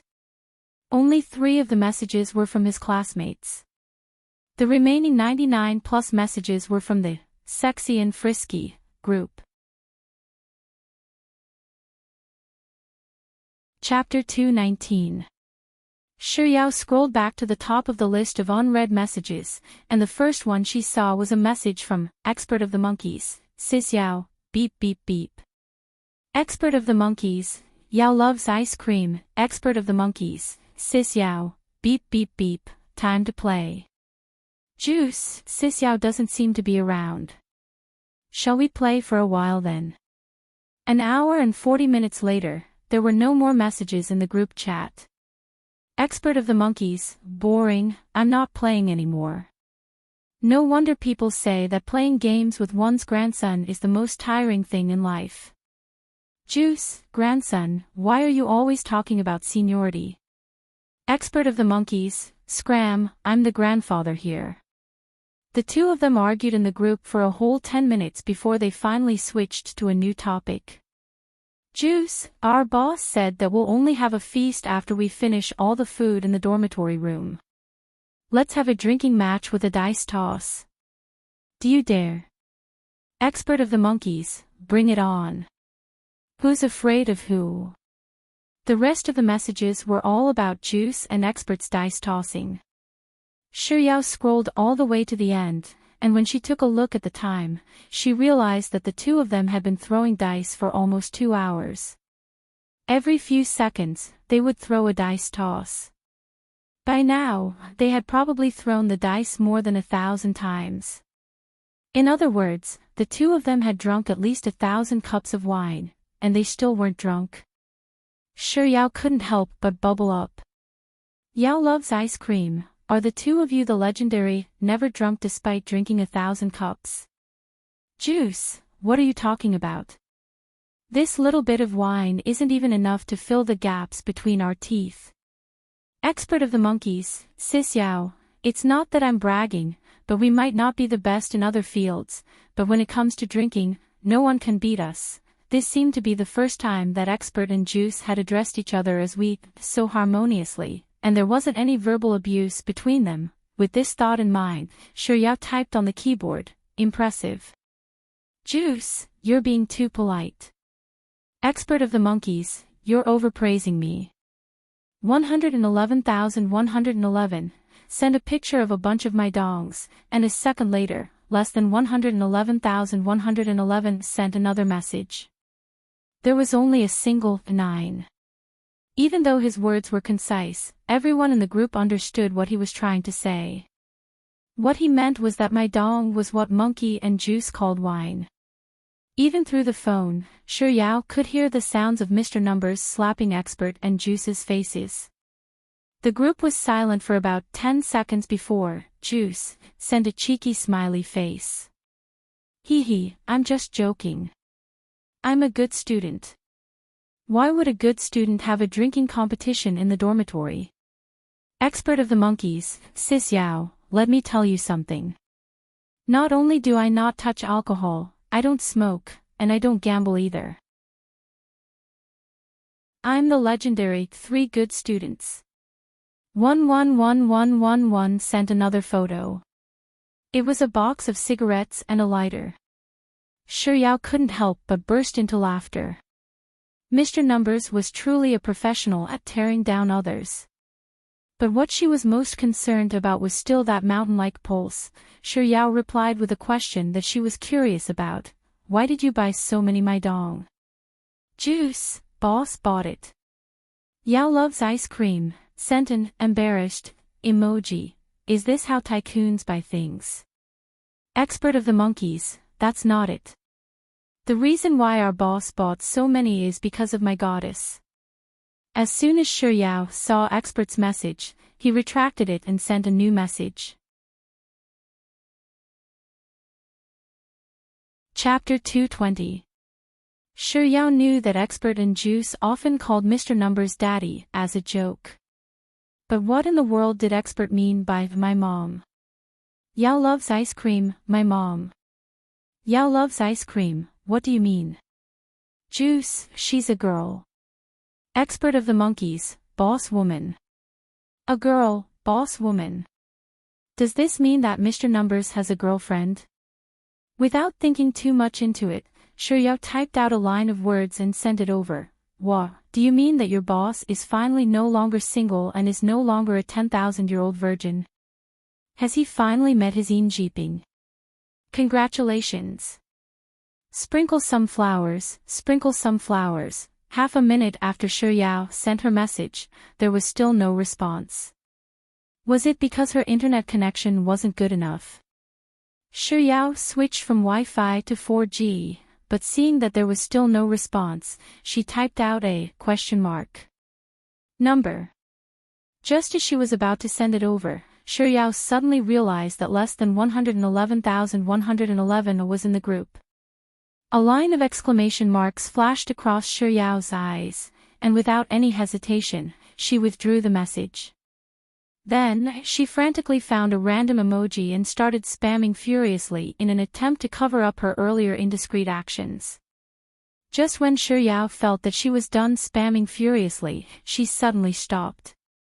She shook her aching wrist, and just as she was about to heave a sigh of relief, a new message suddenly appeared on her screen.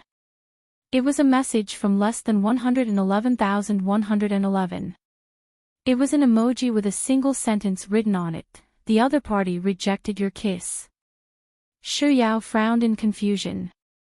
It was only then that she realized that the emoji she had been spamming earlier was kiss 03. Yao awkwardly thought for a second, and she was just about to reply with, I clicked on the wrong picture. But before she could even type out those words, her phone suddenly vibrated in her hand. Another message had arrived. Less than 111,111, Wah, do you mean that your boss is finally no longer single and is no longer a 10,000-year-old virgin? Has he finally met his Enchanting? Congratulations. Sprinkle some flowers, sprinkle some flowers. Yao's hand trembled, and she nearly dropped her phone. That was the message she had just sent, and Mr. Numbers had actually memorized it word for word. Yao sent a fearful emoji for a moment before replying with an innocent emoji. I'm just joking. I'm just trying to lighten the mood. Less than 111,111 on Yao loves ice cream's weight has finally exceeded 100 Gene. Her thighs are so thick that they're almost catching up to the waists of other girls her age. Congratulations. Let's scatter some flowers. Roughly a minute later, Mr. Numbers retracted the message, and another message from him popped up on the screen. It was a smiley emoticon that made one feel like punching it in the face, followed by a line of words. What a coincidence. I was just joking around to lighten the mood. This. Yao stared at her phone for a long time. In the end, she still chose to put it down and head to the bathroom. Before falling asleep, lying on her bed, Yao couldn't help but recall the conversation she had with Mr. Numbers at the sports meet in the afternoon, right before he logged out of the game. She still didn't know who he was. Should she send a message and ask him? Yao flipped over and picked up her phone to look at it for a moment before deciding to put it down. Forget it. They didn't say that they wanted to meet up with her, and it wouldn't be appropriate for a girl like her to ask for it. Besides, it's not too bad for them to just play a game and maintain their online friendship. On the morning of the third day of the sports meet, Yao was woken up by a phone call. She opened her eyes in a daze, took a look at the caller ID, and her mind immediately cleared up.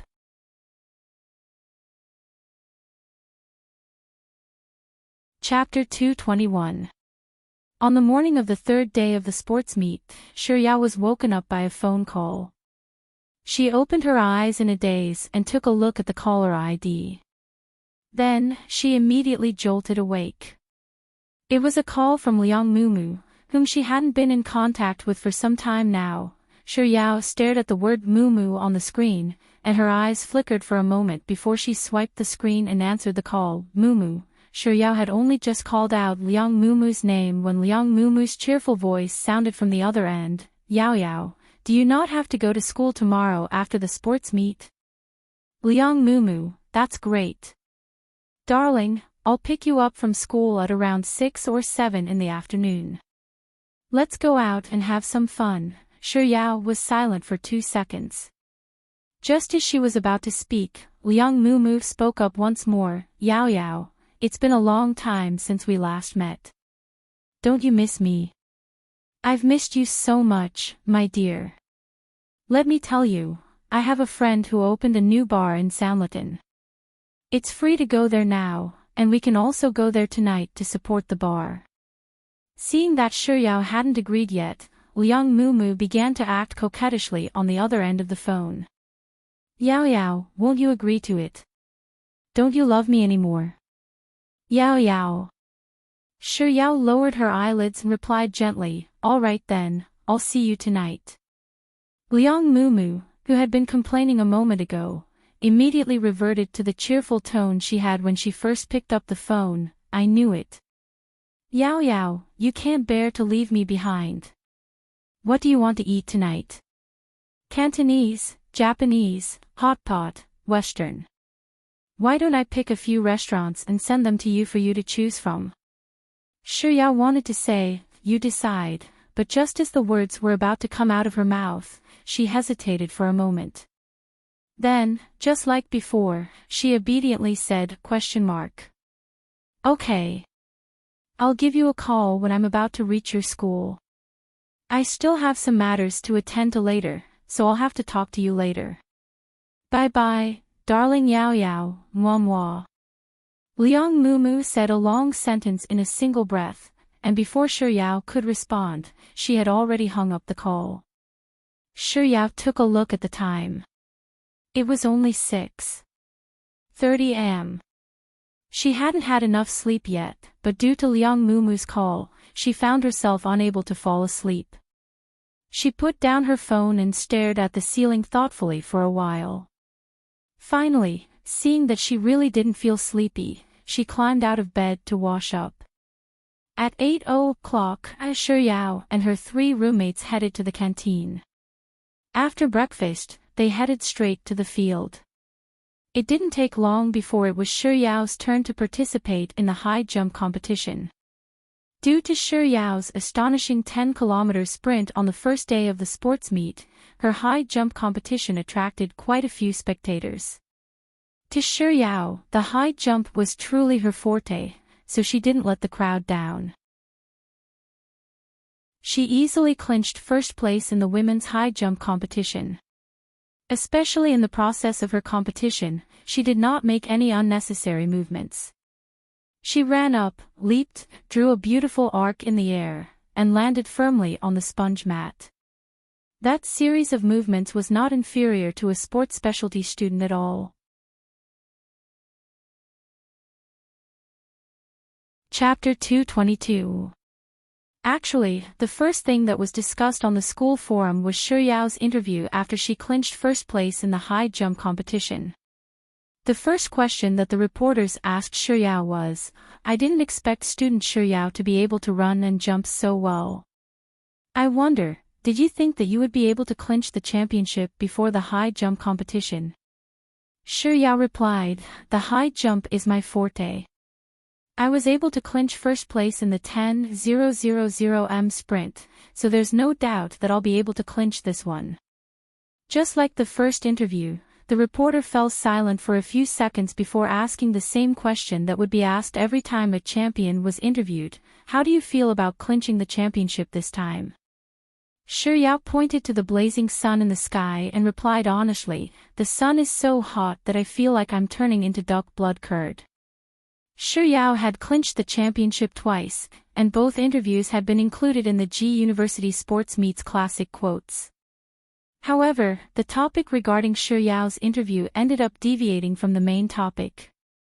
Someone mentioned Lin Jiej, and it was said that he was also in existence who often talked about classic quotes.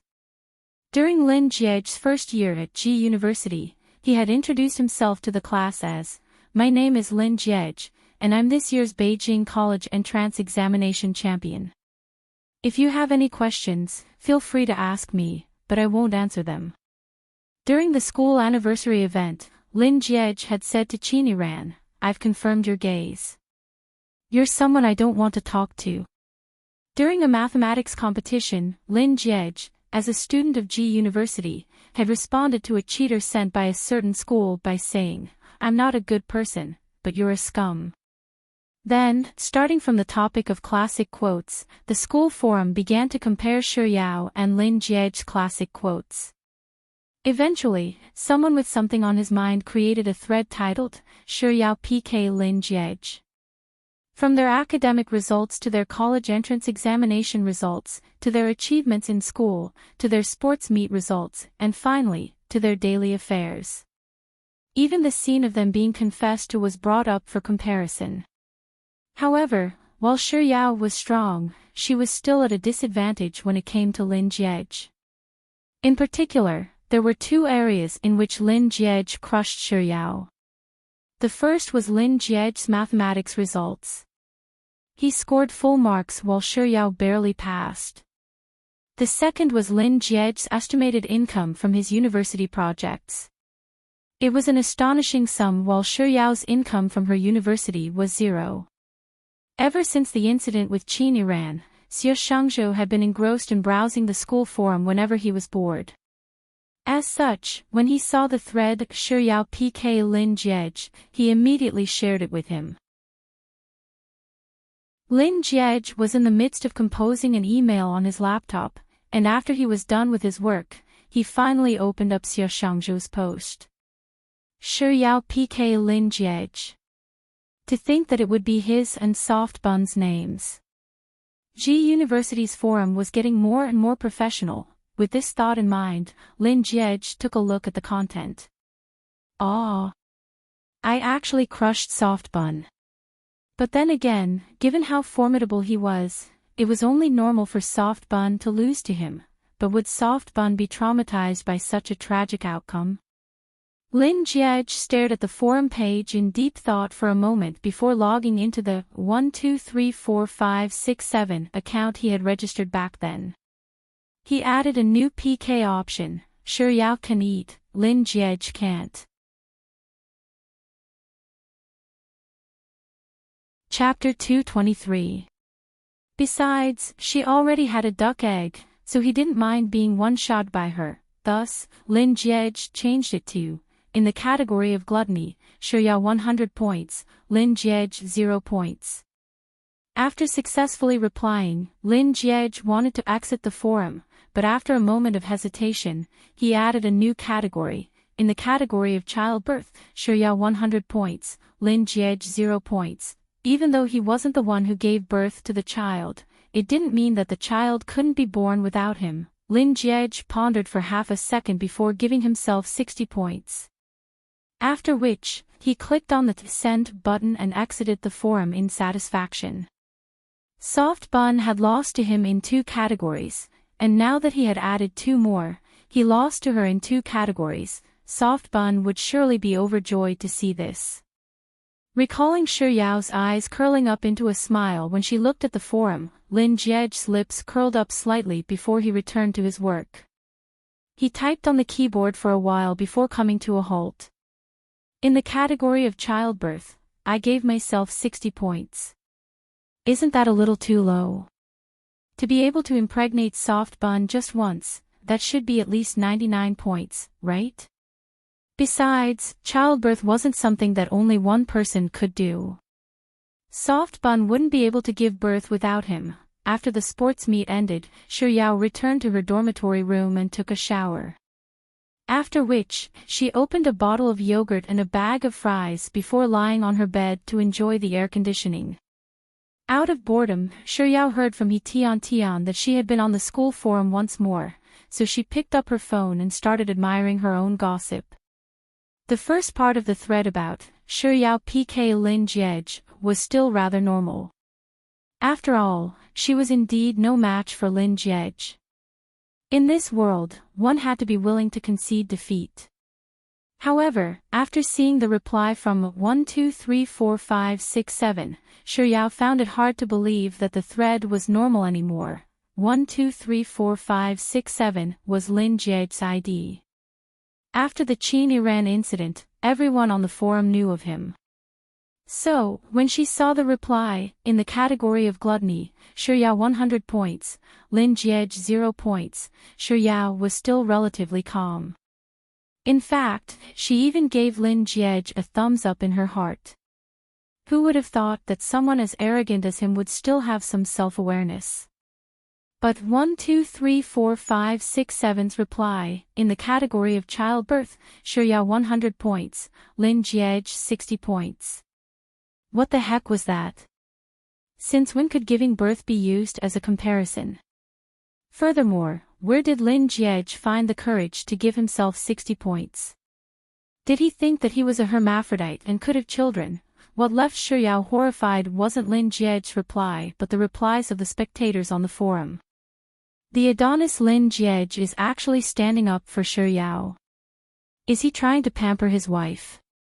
I understand that you're a foodie, but what do you mean by giving birth? Is Lin Jie planning to have a child with Xiao? Waha, the Prince Charming has appeared. Are you sure he's not here to show off his affection? Sob sob sob, although dog food is delicious, eating too much will make you bloated. What was going on? What did it mean to spoil his wife with strength? How could Lin Jie possibly dote on her? Furthermore, since when was she his wife? Oh, she was still unmarried for the time being.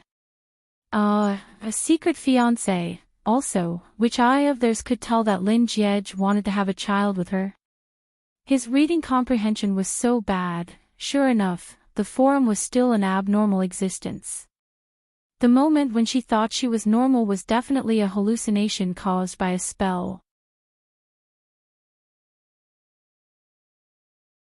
Chapter 224. After watching around 4 matches, a message suddenly popped up on her phone. It was from Liang Mumu. Darling Yao Yao, I'll be at your school in around 10 minutes. Get ready, I'll see you later. Xiao tapped on the message that popped up and replied, sure. Liang Mumu immediately sent a whack emoji over. Instead of replying, Xiao returned to the video feed. 7 or 8 minutes had passed by the time he finished watching the game. After charging her phone, Xiao climbed down from her bed, opened her closet, and changed into a set of clothes. After which, she checked her belongings to make sure that she hadn't left anything behind. After changing into her shoes, she left the dormitory room and headed for the school gates.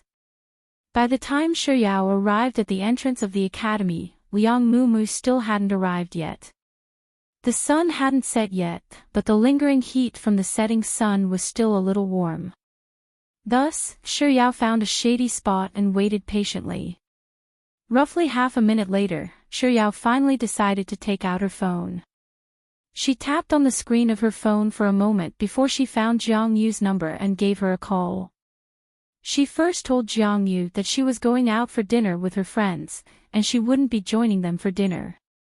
After which, she fell silent for a moment before chatting with Jiang Yu about other matters. Just as they were about to finish their conversation, a red sports car suddenly stopped in front of her. The car window wound down, revealing Liang Mumu's meticulously drawn face. Yao Yao, get in. After which, she turned to Jiang Yu and said, I'm hanging up. She put away her phone, opened the car door, and got into the car. While he was fastening his seatbelt, Liang Mumu asked with a smile, who are you talking to? Xiao, my roommates, tell them that I won't be having dinner with them tonight. Liang Mumu howled in response. As she started up the car, she asked, I went to Japan a while back, so I didn't have the chance to hang out with you. Xiao, when did you go there? Liang Mumu, it was last week. It was the week of her birthday. When she accompanied Lin Jie to buy a present for Sis Jai, she had even met her at W shopping mall. Xiao didn't expose Liang Mumu's lie. Instead, she pursed her lips and asked, "What did you buy in Japan? Did you bring anything delicious?" "I knew you'd ask about food." Liang Mumu pointed to an exquisite bag by Shiryao's feet and said, "Here, I brought it for you. It's delicious." Shiryao was overjoyed. Her eyes crinkled into crescents as she said, "Thank you." Then, she picked up the bag and began eating. Looking at Shiryao, who was stuffing food into her mouth, Liang Mumu asked once more, "Yao Yao, what have you been busy with while I was in Japan?" "I'm not busy at all." Shiryao swallowed the food in her mouth. "I'm just going to class." Liang Mumu, then, what about you and brother Jia? Are you on good terms with him now? Shiryao's hand that was stuffing food into her mouth paused for a moment before shaking her head as usual. "No, he's still the same. However, I did meet him once when Sis Jia returned." Liang Mumu, "I met Sis Jia and Auntie Lin yesterday." "Auntie Lin is Lin Jia's mother." Shiryao replied with an "oh" before falling silent. Liang Mumu didn't dwell on this topic and quickly changed to a new one. Just like what Liang Mumu had arranged over the phone in the morning, after dinner, Liang Mumu brought Shiryao to a newly opened bar in Sanlitun.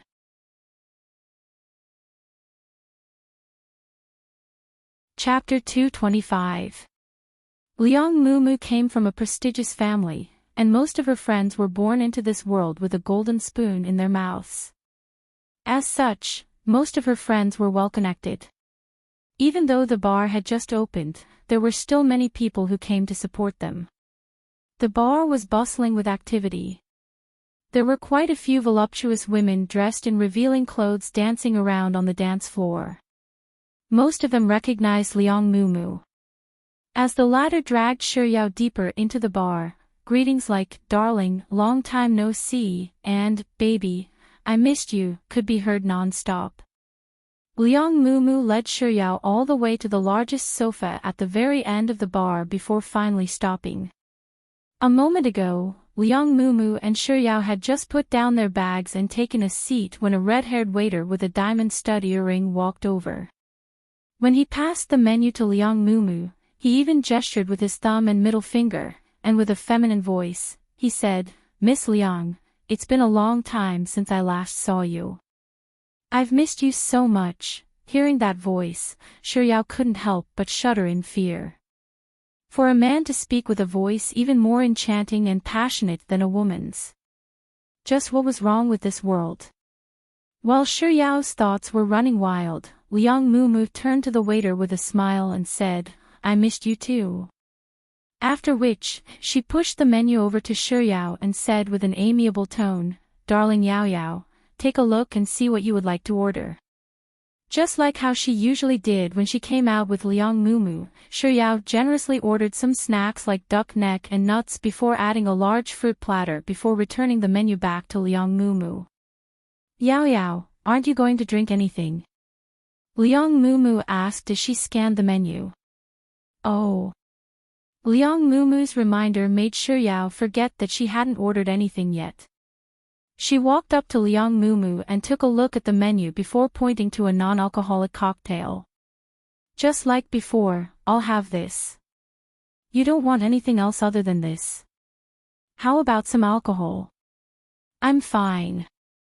"It's not like you don't know that I don't drink too much. We don't have lessons tomorrow anyway, and I've already informed the driver. He'll be coming to pick us up, so you don't have to worry. Yao Yao, listen to me. Just a little, all right?" Shiryao lowered her eyelids and nodded lightly. Seeing that Yao Yao had agreed to it, Liang Mumu happily turned to the waitress and ordered, "Yao Yao, I knew that you're the best. You're willing to do anything with me. Let's get a draft beer and a bottle of liquor." "Shiryao, isn't that too much?" "Liang Mumu, it's fine. You can store it if you can't finish it." It didn't take long for the coquettish waiter to serve the food that Shiryao and Liang Mumu had ordered. Liang Mumu took the bottle opener and shook her body to the tune of the music as she opened 2 bottles of wine. After which, she passed one of the bottles over to Shi Yao and clinked it against Shi Yao's bottle before tilting her head back and drinking. When Liang Mumu finished half a bottle of wine, she noticed that Shi Yao hadn't touched the bottle in front of her yet, so she leaned on Shi Yao and asked coquettishly, "Yao Yao, why aren't you drinking? Have a taste, this beer is very delicious." Shi Yao shot a glance at Liang Mumu before picking up the wine bottle and taking a sip.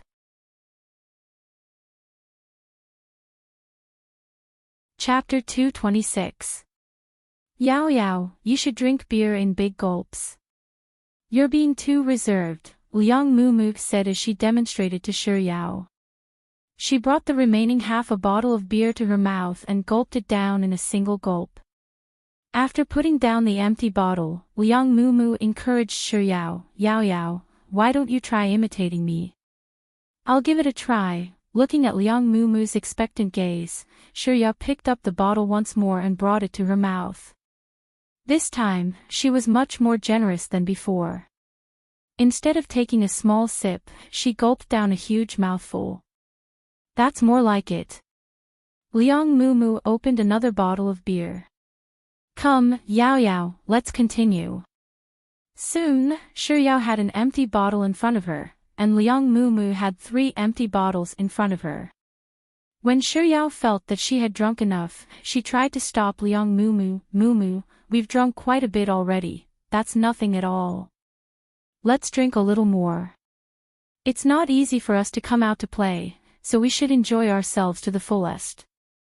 Liang Mumu opened 6 bottles of beer in a row and placed 3 bottles in front of her and Shi Yao respectively. "Come, Yao Yao, let's continue." Liang Mumu was the first to finish the 3 bottles of beer.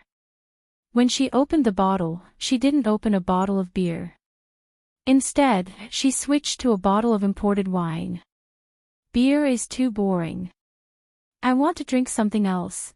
By the time Liang Mumu had drunk 2 glasses of imported wine, the 3 bottles of beer in front of Shi Yao had already been emptied. Liang Mumu didn't open another bottle of beer for Shi Yao. Instead, she poured half a glass of wine and said, "Come, Yao Yao, try this wine. Let me tell you, this wine is very expensive, and it's especially rich." Shi Yao shook her head and said, "Mumu, I've already drunk quite a bit. I can't drink anymore. Look, I've only poured this little for you. You'll be fine even if you drink it.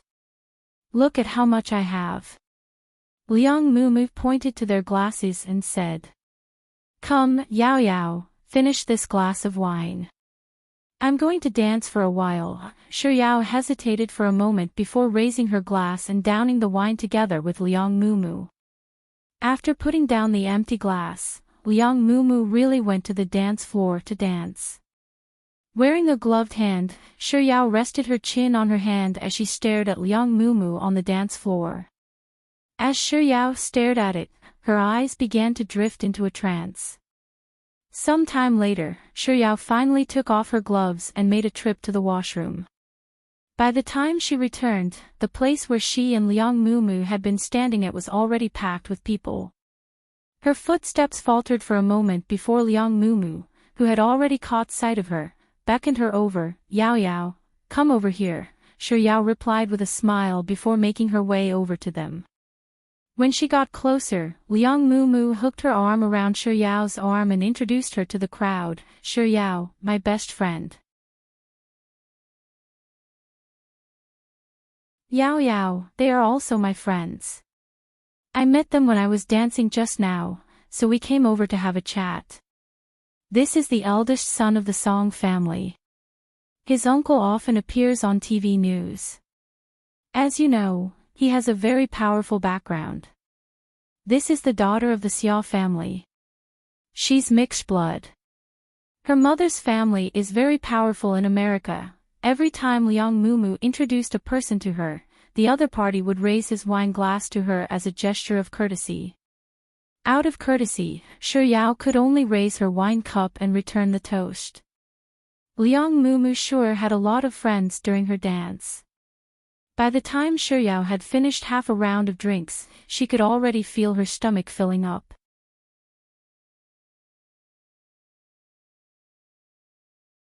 Chapter 227. But after drinking another 3 to 4 glasses, Shiryao suddenly seemed to have gotten drunk. She lost her grip on the glass, and she accidentally spilled half of it. Liang Mumu didn't stop Shiryao from drinking, thinking that she had accidentally spilled it in a moment of carelessness. She picked up the bottle of wine and refilled Shiryao's glass. After she was done, she continued introducing Shiryao to the next friend. In the blink of an eye, Shiryao had drunk another 2 glasses of wine.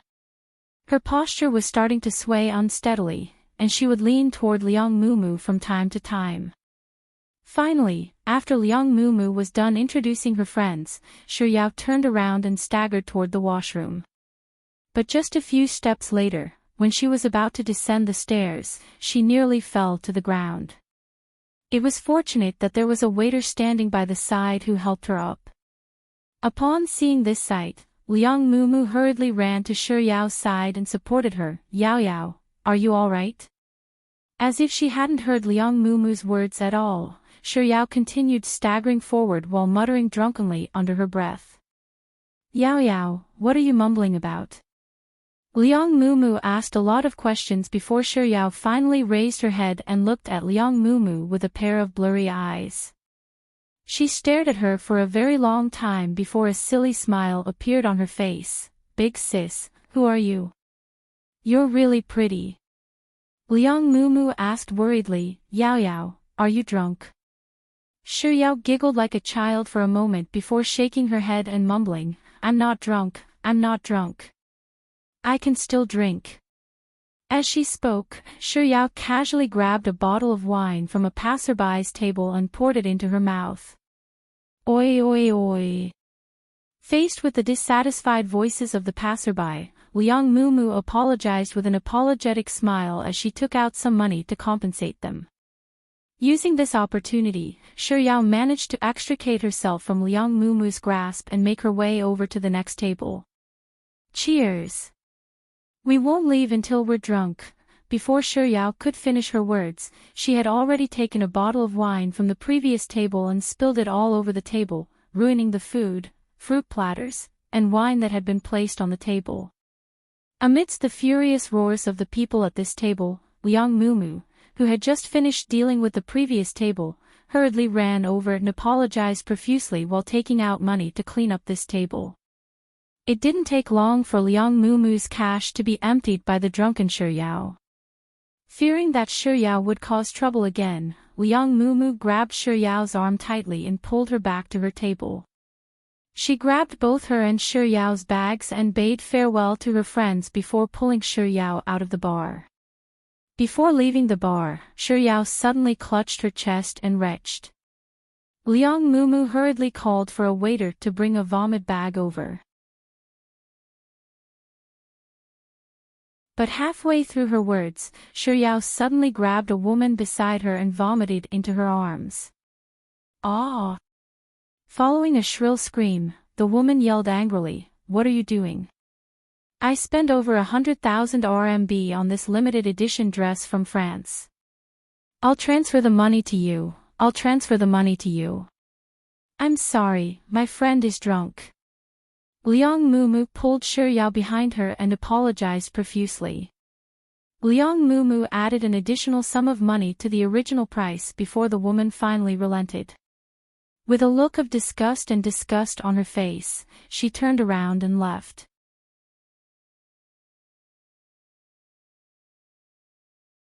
Chapter 228. Leaning against the driver's seat, Liang Mumu panted heavily for a long while before she turned to look at Shiryao, who had finally calmed down after causing a ruckus in the bar. She stared at Shiryao for a moment, and a cold glint flashed across the depths of her calm eyes. She didn't want this to happen, but she had no other choice. She couldn't allow Shiryao to get closer to Lin Jiej. With such thoughts in mind, Liang Mumu pressed her lips together tightly. She stepped on the accelerator and drove the car out of the bar. She didn't send Shiryao back to her home, school, or her apartment. Instead, she drove the car to the entrance of a 5-star chain hotel in the vicinity of the bar. As soon as the car came to a stop, someone immediately walked up to her and helped her up. Liang Mumu didn't head to the front desk to check into a room. Instead, she walked straight to the elevator, took out a room card from her bag, and swiped the button. After pressing on the floor number, Liang Mumu stared at the dazed Shuyao through the elevator mirror. It was only when the elevator doors opened that she finally snapped out of her daze. She led the way to the room, swiped the door, and gestured for the attendant to place Shuyao on the bed. After the attendant left, Liang Mumu finally entered the bedroom of the suite. She stared at the sleeping Shuyao for a moment before calling out her name, Yao Yao. Yao Yao. Seeing that Shuyao wasn't responding to her, she patted her cheeks lightly and asked, Yao Yao? Yao Yao. Seeing that there was still no response from Shuyao, Liang Mumu opened Shuyao's bag and took out her phone. Using Shuyao's fingerprint, she unlocked the phone, tapped into her contacts, and searched for Han Jing. She stared at Han Jing's name for 3 seconds before dialing the number without any hesitation. The call was immediately hung up. Liang Mumu frowned. Just as she was about to continue dialing, she received a message. It was from Han Jing. What's wrong? Everyone in the dormitory is asleep, so it's not convenient for me to answer your call. Liang Mumu typed, may I know if you're the senior Han that Shuyao spoke of? Han Jing, yes. Han Jing sensed that something was wrong and quickly sent another message. Who are you? Liang Mumu, I'm Shuyao's friend, Liang Mumu. We've met before. Do you remember me? Han Jing, yes, yes.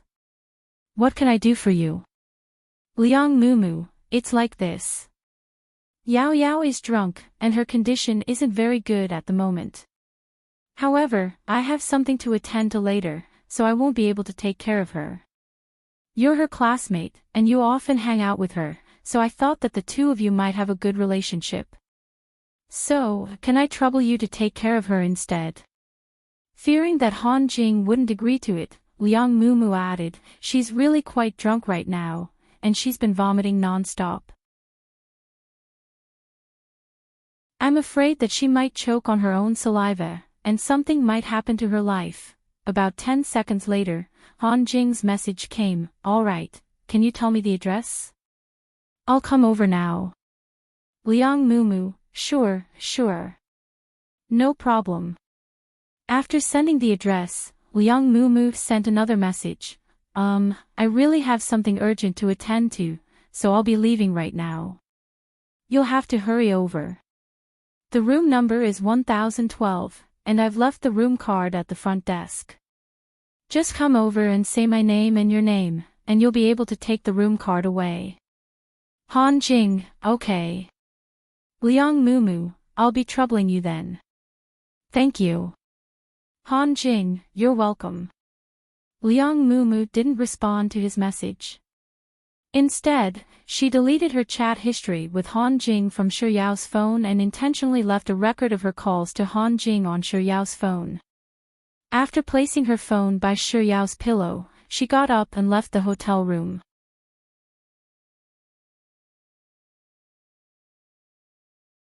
Chapter 229. Stepping out of the elevator, Liang Mumu first headed to the hotel's ATM and withdrew some cash. After which, she walked over to the front desk and passed the room card to a receptionist on night shift. She left Han Jing's name on the card and deposited some cash on the card. After giving the receptionist a few reminders, she finally left the hotel. It was already late at night, and the night breeze of early summer brought with it a slight chill. Liang Mumu's gaze wandered around the busy streets for a while before she opened the car door and got into her car. Instead of leaving, she turned on the music in the car and lowered the volume before waiting patiently. Roughly 20 minutes later, a taxi stopped at the entrance of the hotel. A man wearing a baseball cap, an orange t-shirt, black pants, and white sneakers alighted from the car. Liang Mumu couldn't see the man's face clearly, but she had an impression of his clothes. Out of the few times she had met Han Jing, he had been wearing the same clothes more than half of the time. After paying the taxi fare, the man quickly turned around and ran into the hotel lobby. Through the hotel's glass window, Liang Mumu saw the man standing at the front desk for a moment before he grabbed a room card and headed for the elevator. Just as the man's silhouette disappeared into the elevator, Liang Mumu's phone rang. Picking up the call, she saw that it was from the receptionist whom she had paid earlier. "Miss Liang, Mr. Han Jing has arrived. He just took the room card and went upstairs." After hanging up the call, Liang Mumu sat in the car for a while longer before stepping on the accelerator and driving off. After returning home, Liang Mumu parked her car in the garage. Instead of taking the elevator straight up, she took a detour to the courtyard to take a look at the villa next door. The lights in Lin Jiej's bedroom were still dark. Most likely, he hadn't returned home for the weekend. The curtains in Lin Jiej's room were drawn, but one could still vaguely see light through the gaps in the curtains. The lights in the largest master bedroom were still lit, and the curtains weren't drawn either. The lights in the study next door were also lit. Liang Mumu guessed that Lin Jiej's mother, Madame Jiang Wangue, was probably busy with work in the study. "Miss Liang, you're back." The sound of Liang Mumu's car returning woke the butler up. Liang Mumu quickly retracted her gaze from the villa next door and rushed into the house. "Where are Big Aunt and Uncle?" "Sir hasn't returned home yet. Madam is already asleep," the housekeeper replied. "What about cousin?" Liang Mumu's parents were divorced, and she had been placed under Liang Juxi's care ever since she was young. "Young master hasn't returned yet, I see." Liang Mumu didn't say anything else. She continued heading up the stairs, but after climbing 5 or 6 steps, she suddenly paused. "Remember to wake me up at 5 tomorrow morning." The butler was perplexed as to why Liang Mumu, who had been sleeping until noon, would wake up so early, but he still agreed to it. After returning to her bedroom, Liang Mumu took a bath and went to sleep. Although she had instructed the housekeeper to wake her up at 5 o'clock, she hadn't been able to sleep all night because she was worried about something. As soon as her alarm rang, she immediately got out of bed to wash up and put on her makeup. 2 hours later, she was dressed neatly with her handbag in hand. She pressed on Lin Jiej's doorbell. The one who opened the door was a servant who had worked in the Lin family for several years. Recognizing Liang Mumu, he eagerly led her into the house. Before entering the room, Liang Mumu knew that Jiang Wangue and Lin Jiej had already woken up.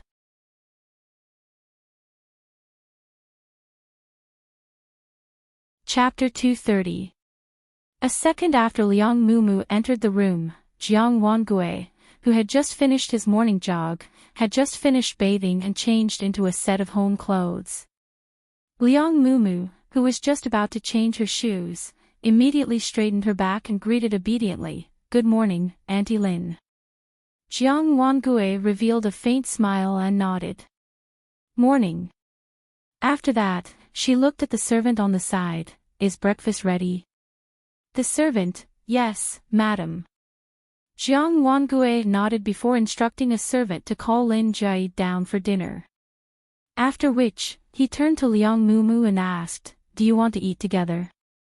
"Thank you, Auntie Lin." Liang Mumu hurriedly shook her head. Then, using the same polite tone as before, she said, "Auntie Lin, the reason why I'm here is to bring you somewhere." A curious look appeared in Jiang Wangue's eyes, but he maintained a composed expression and didn't reveal much of his inner emotions. "Where is it?" "This." Reminiscent of an innocent child, Liang Mumu tilted her head to the side and revealed a mysterious smile. "I can't tell you, Auntie Lin. This is a surprise prepared by Yao Yao, and I'm just following her instructions to invite you over. Yao Yao. Jiang Wangue lowered his head to look at the time and wondered if he would miss the meeting with the client at 10 in the morning. He then nodded and said, "All right, wait here for a while. I will go upstairs to change my clothes." Halfway up the stairs, Jiang Wangue bumped into Lin Jai, who had been forced by her mother to come down for breakfast. Jiang Wangue glanced at his daughter and said, "Yao Yao asked Mumu to bring me somewhere. Do you want to come along?" "My Yao." Lin Jai immediately snapped out of her daze. Of course, of course. I haven't seen my Yao for more than 10 days now, and I miss her so much." After saying those words, Lin Jai swiftly turned around, and in less than 3 seconds, she had already overtaken her mother, who was walking in front of her, and entered the bedroom to change her clothes. The three of them rode in Jiang Wangue's car, which was driven by Jiang Wangue's driver. It was a weekend morning, so the roads weren't too bad. It didn't take them long to arrive at Shi Yao's hotel. Liang Mumu hugged Jiang Wangue's arm coquettishly as she praised how Jiang Wangue had become younger once again. At the same time, she said that she wanted to be as capable as Jiang Wangue when she grew up. After that, they took the elevator all the way to Shi Yao's hotel floor. Liang Mumu walked up to the entrance of Shi Yao's hotel and pressed the doorbell. Roughly half a minute later, Shi Yao's voice sounded from within. "Who is it?" "Yao Yao, it's me." Liang Mumu replied. Very soon, the door opened, and a disheveled Shi Yao dressed in a bathrobe, reeking of alcohol, appeared before Jiang Wangue and Lin Jai. "Ha! Yao Yao. Why haven't you cleaned yourself up yet?" Liang Mumu asked in astonishment upon seeing the state Shi Yao was in. She stared blankly at Liang Mumu for a moment before turning to look at Jiang Wangue and Lin Jai standing behind her. Then, she asked in bewilderment, "Auntie Lin, Sis Jai, you too?"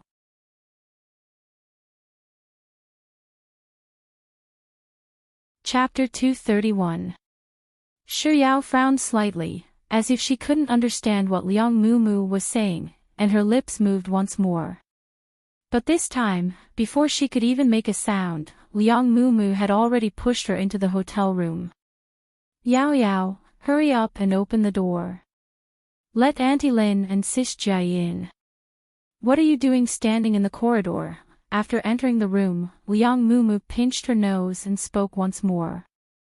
"Yao Yao, how much wine did you drink last night?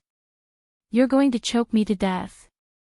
Hurry up and take a shower, or else the smell of alcohol will spread to Auntie Lin and Sis Jai. It'll affect their work later on."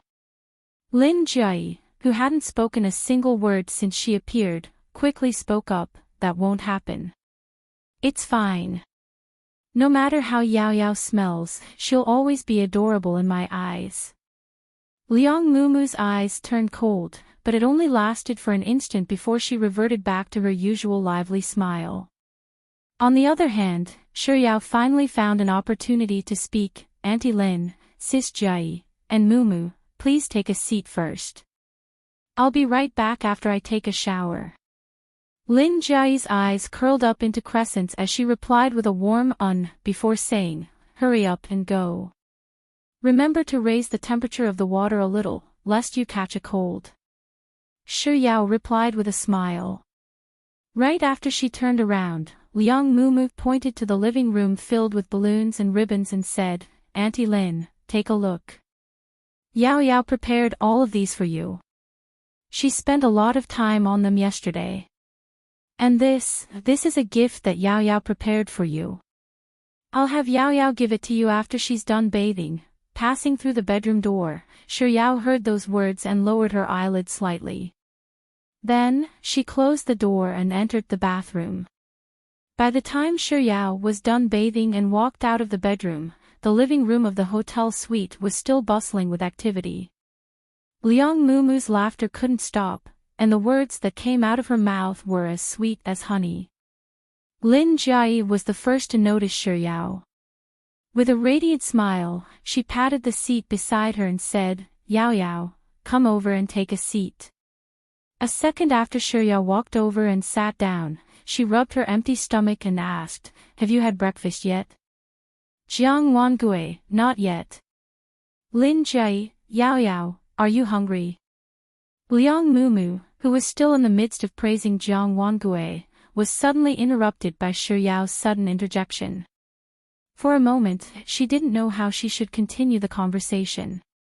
Shuyao, why don't we call the restaurant and have them send some food over? Jiang Wangui replied, all right. Lin Jie, sure. I'll make a call now. Yao Yao, what do you want to eat? Liang Mumu, who was responsible for all of the expenses in the hotel, opened her mouth, but no words came out. Shuyao replied to Lin Jie's question, what kind of food do you have? Lin Jie, breakfast is in the style of Old Beijing, so you can find all the things that you would find in Old Beijing here. Shuyao tilted her head and pondered for a moment before replying, I'll have the steamed bun stir-fried liver, fried dough sticks, and tofu pudding then. After Lin Jie was done with Shuyao's request, she turned to Jiang Wangui and asked, Mom, what about you? What do you want? While Jiang Wangui was ordering dishes, Lin Jie also ordered her own dishes. Just as Lin Jie was about to hang up the call, she suddenly remembered that she had forgotten about Liang Mumu, so she quickly asked, where's Mumu?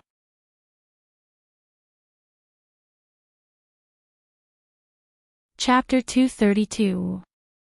Reminded by Jiang Wan immediately said, oh, I almost forgot. Just order 4 glasses of milk. You should drink a glass of milk for breakfast to supplement your nutrition. Shuyao, I want to drink yogurt, Jiang Wangui said, then, give Yao Yao a cup of yogurt in addition to the milk. Lin Jie did as instructed. Liang Mumu, soon, the waiter brought the breakfast over. Ever since Jiang Wangui passed the age of 40, he had been very strict with his diet. As such, he only ate a third of the food he ordered before putting down his chopsticks. Lin Jie wasn't as picky as Shuyao, but she couldn't eat as much as Shuyao. So, by the time Lin Jie was done eating, there was still half of Shuyao's food left. Seeing that Shuyao hadn't finished her breakfast yet, Jiang Wangui and Lin Jie weren't in a hurry. One of them was reading the morning paper while the other was looking at her phone. On the other hand, Liang Mumu, who had only ordered a glass of milk, was growing more and more anxious. Just as Lin Jie was thinking about how she could expose the sleeping Han Jing in the bedroom, she suddenly yawned and stood up. I'll head to the washroom for a moment. There were 2 washrooms in the suite. One was at the entrance of the hotel room, and the other was in the bedroom. Liang Mumu was still fretting over what she should do, but as soon as Lin Jie entered the washroom at the entrance of the hotel, she quickly clutched her stomach and stood up as well. My stomach hurts a little too, so I need to head to the washroom too. After saying those words, Liang Mumu ran straight into the bedroom. However, Shuyao didn't react to Luo Ruoxin's actions at all. Instead, she continued munching on the meat bun that was even wider and larger than her face. Not long after, the sound of the toilet flushing came from the bathroom in the bedroom. Not too long later, Liang Mumu's scream sounded from the bedroom. What's wrong? Jiang Wangui furrowed his brows and raised his head from the newspaper. As Shuyao's mouth was stuffed full of buns, it wasn't convenient for her to speak. Thus, she could only shake her head blankly. How could this be? Liang Mumu's voice sounded from the bedroom. Jiang Wangui furrowed her brows even more. She put down the newspaper and walked toward the bedroom. What happened? Lin Jie, who had just come out from the washroom, asked doubtfully before following Jiang Wangui into the bedroom. Shuyao gulped down the tofu pudding in one gulp before grabbing her unfinished bun and heading to her bedroom. She walked to the door and saw 3 people staring at something on the ground. She immediately stopped and followed their line of sight. It was a pair of men's sneakers. These shoes clearly don't belong to Brother Jia. His shoes can't be that dirty. Ah. Tian here too, there's someone sleeping here. Liang Mumu spoke up once more as she pointed to the bulge in the bedding. A man's shoes, and there's someone on the bed. Isn't it Lin Jie's shoes? The atmosphere in the room instantly became somewhat stagnant. Jiang Wangue and Lin Jie didn't say a word, but their complexions didn't look too good. How could this be? It was as if Liang Mumu had seen something she couldn't believe. As she muttered to herself, she took out her phone and said, Yao Yao, the time you sent me was 7 p.m., but I read it as 7 a.m. No wonder you said that you wanted to eat breakfast. Why you were trying to conceal the scene in the room, right?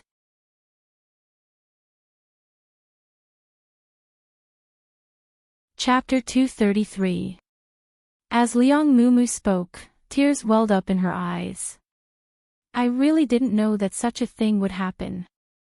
Yao Yao, you don't seem like such a person. I really didn't think that things would turn out this way. If I hadn't remembered the time wrongly and we came here ahead of time, would we have known about what Yao Yao had done for a very long time? My gosh, this is really too scary. I. Liang Mumu seemed to be at a loss for words. She turned to Jiang Wangue and Lin Jie in bewilderment, as if she had just suffered a heavy blow. Auntie Lin, Sis Jie, what should we do? Jiang Wangue was a woman who had weathered through many trials and tribulations. Even though such a thing had happened, she still maintained her composure. Without any hesitation, she turned to Lin Jie and said, Jie, go and pull the blanket away. And no. Shi Yao, who was standing at the door, swallowed the bun in her mouth and exclaimed in shock. Seeing Shi Yao's reaction, Liang Mumu, who had witnessed Han Jing entering the hotel with her own eyes, was even more certain that her plan had succeeded. Thus, her words became even more forceful. I think I know who the person inside is. Yao Yao, is it that senior Han of yours? I've always thought that the two of you had a close relationship, but who could have thought that it would actually be true? What I hate the most is wasting my breath like this. Jiang Wangue seemed to have lost his patience as he walked toward the bed in his high heels.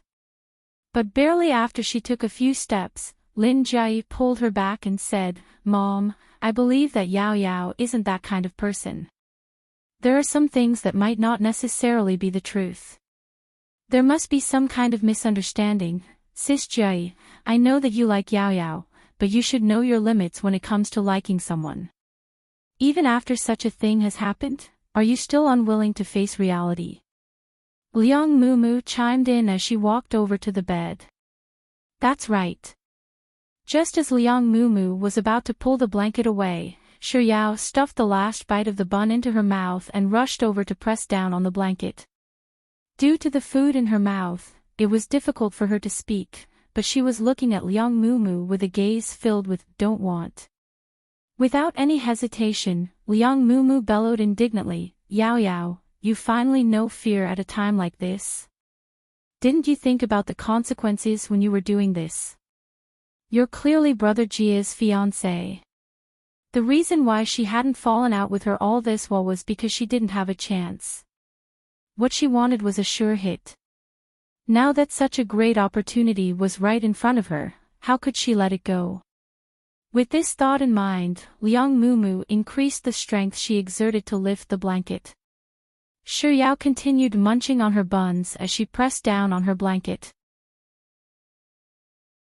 Eventually, as if she couldn't withstand Liang Mumu's strength, the latter yanked the blanket away. The person who was only wearing a pair of underwear on the bed was instantly revealed to everyone. It was a living person with short hair and facial features that looked like a boy's. However, this boy was different from ordinary boys because he had a chest. Although it was pitifully small, like a slightly bulging poached egg, it was enough to reflect his gender, as the quilt was lifted, the sleeping boy on the bed was finally woken up. Seeing the 4 people around her staring at her, she screamed and then pulled the bedsheet to protect her poached egg.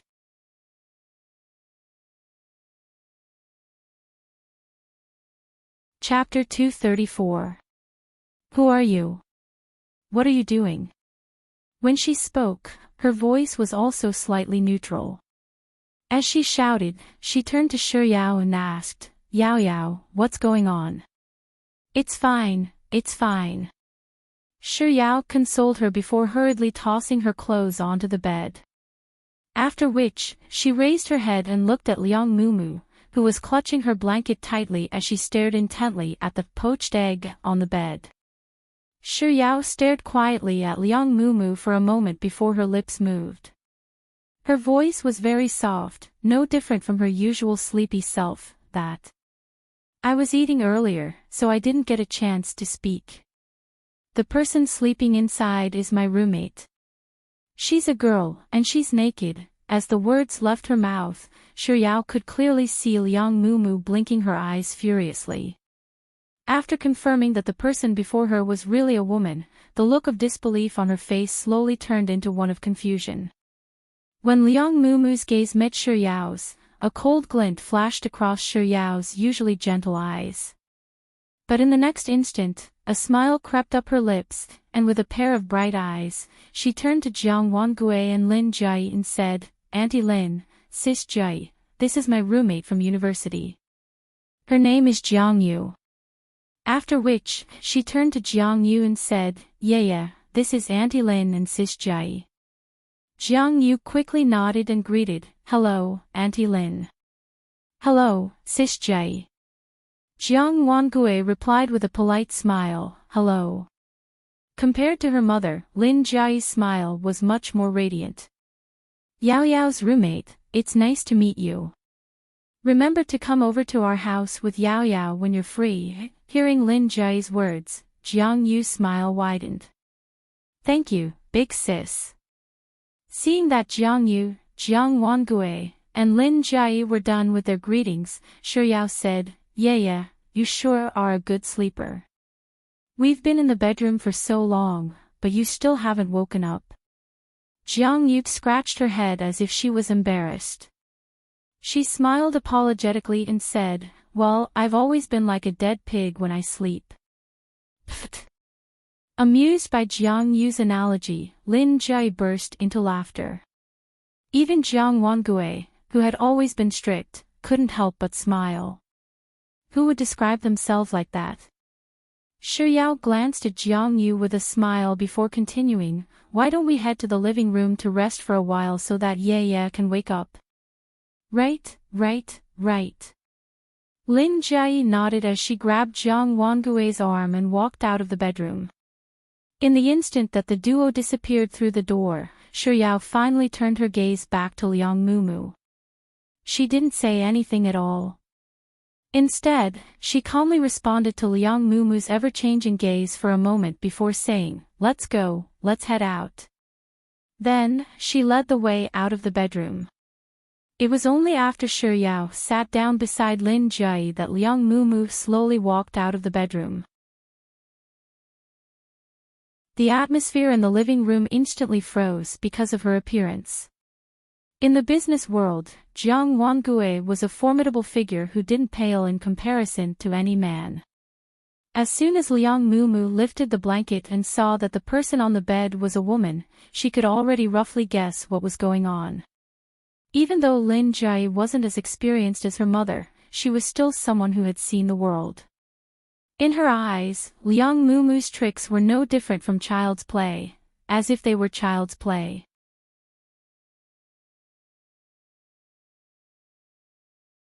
Chapter 235. Liang Mumu stood at the entrance of the bedroom for a long while before she slowly walked over to Jiang Wangui. Biting down on her lower lip, as if a child who had done something wrong, she spoke up softly, Auntie Lin, I'm sorry. I made a mistake earlier. Before Liang Mumu could finish her words, Lin Jai had already interjected with a sharp and direct tone, The person you should apologize to isn't my mother but Yao Yao. Hearing Lin Jiayi's words, Jiang Wangui didn't say anything at all. Liang Mumu was rendered speechless by Lin Jiayi's words for a very long time before she moved her lips once more. Unwilling to give up, she tried to defend herself. No, I admit that I misunderstood Yao Yao earlier. As a good friend, I shouldn't have doubted her like that. However, that pair of male shoes is really misleading. A good friend? Are you certain?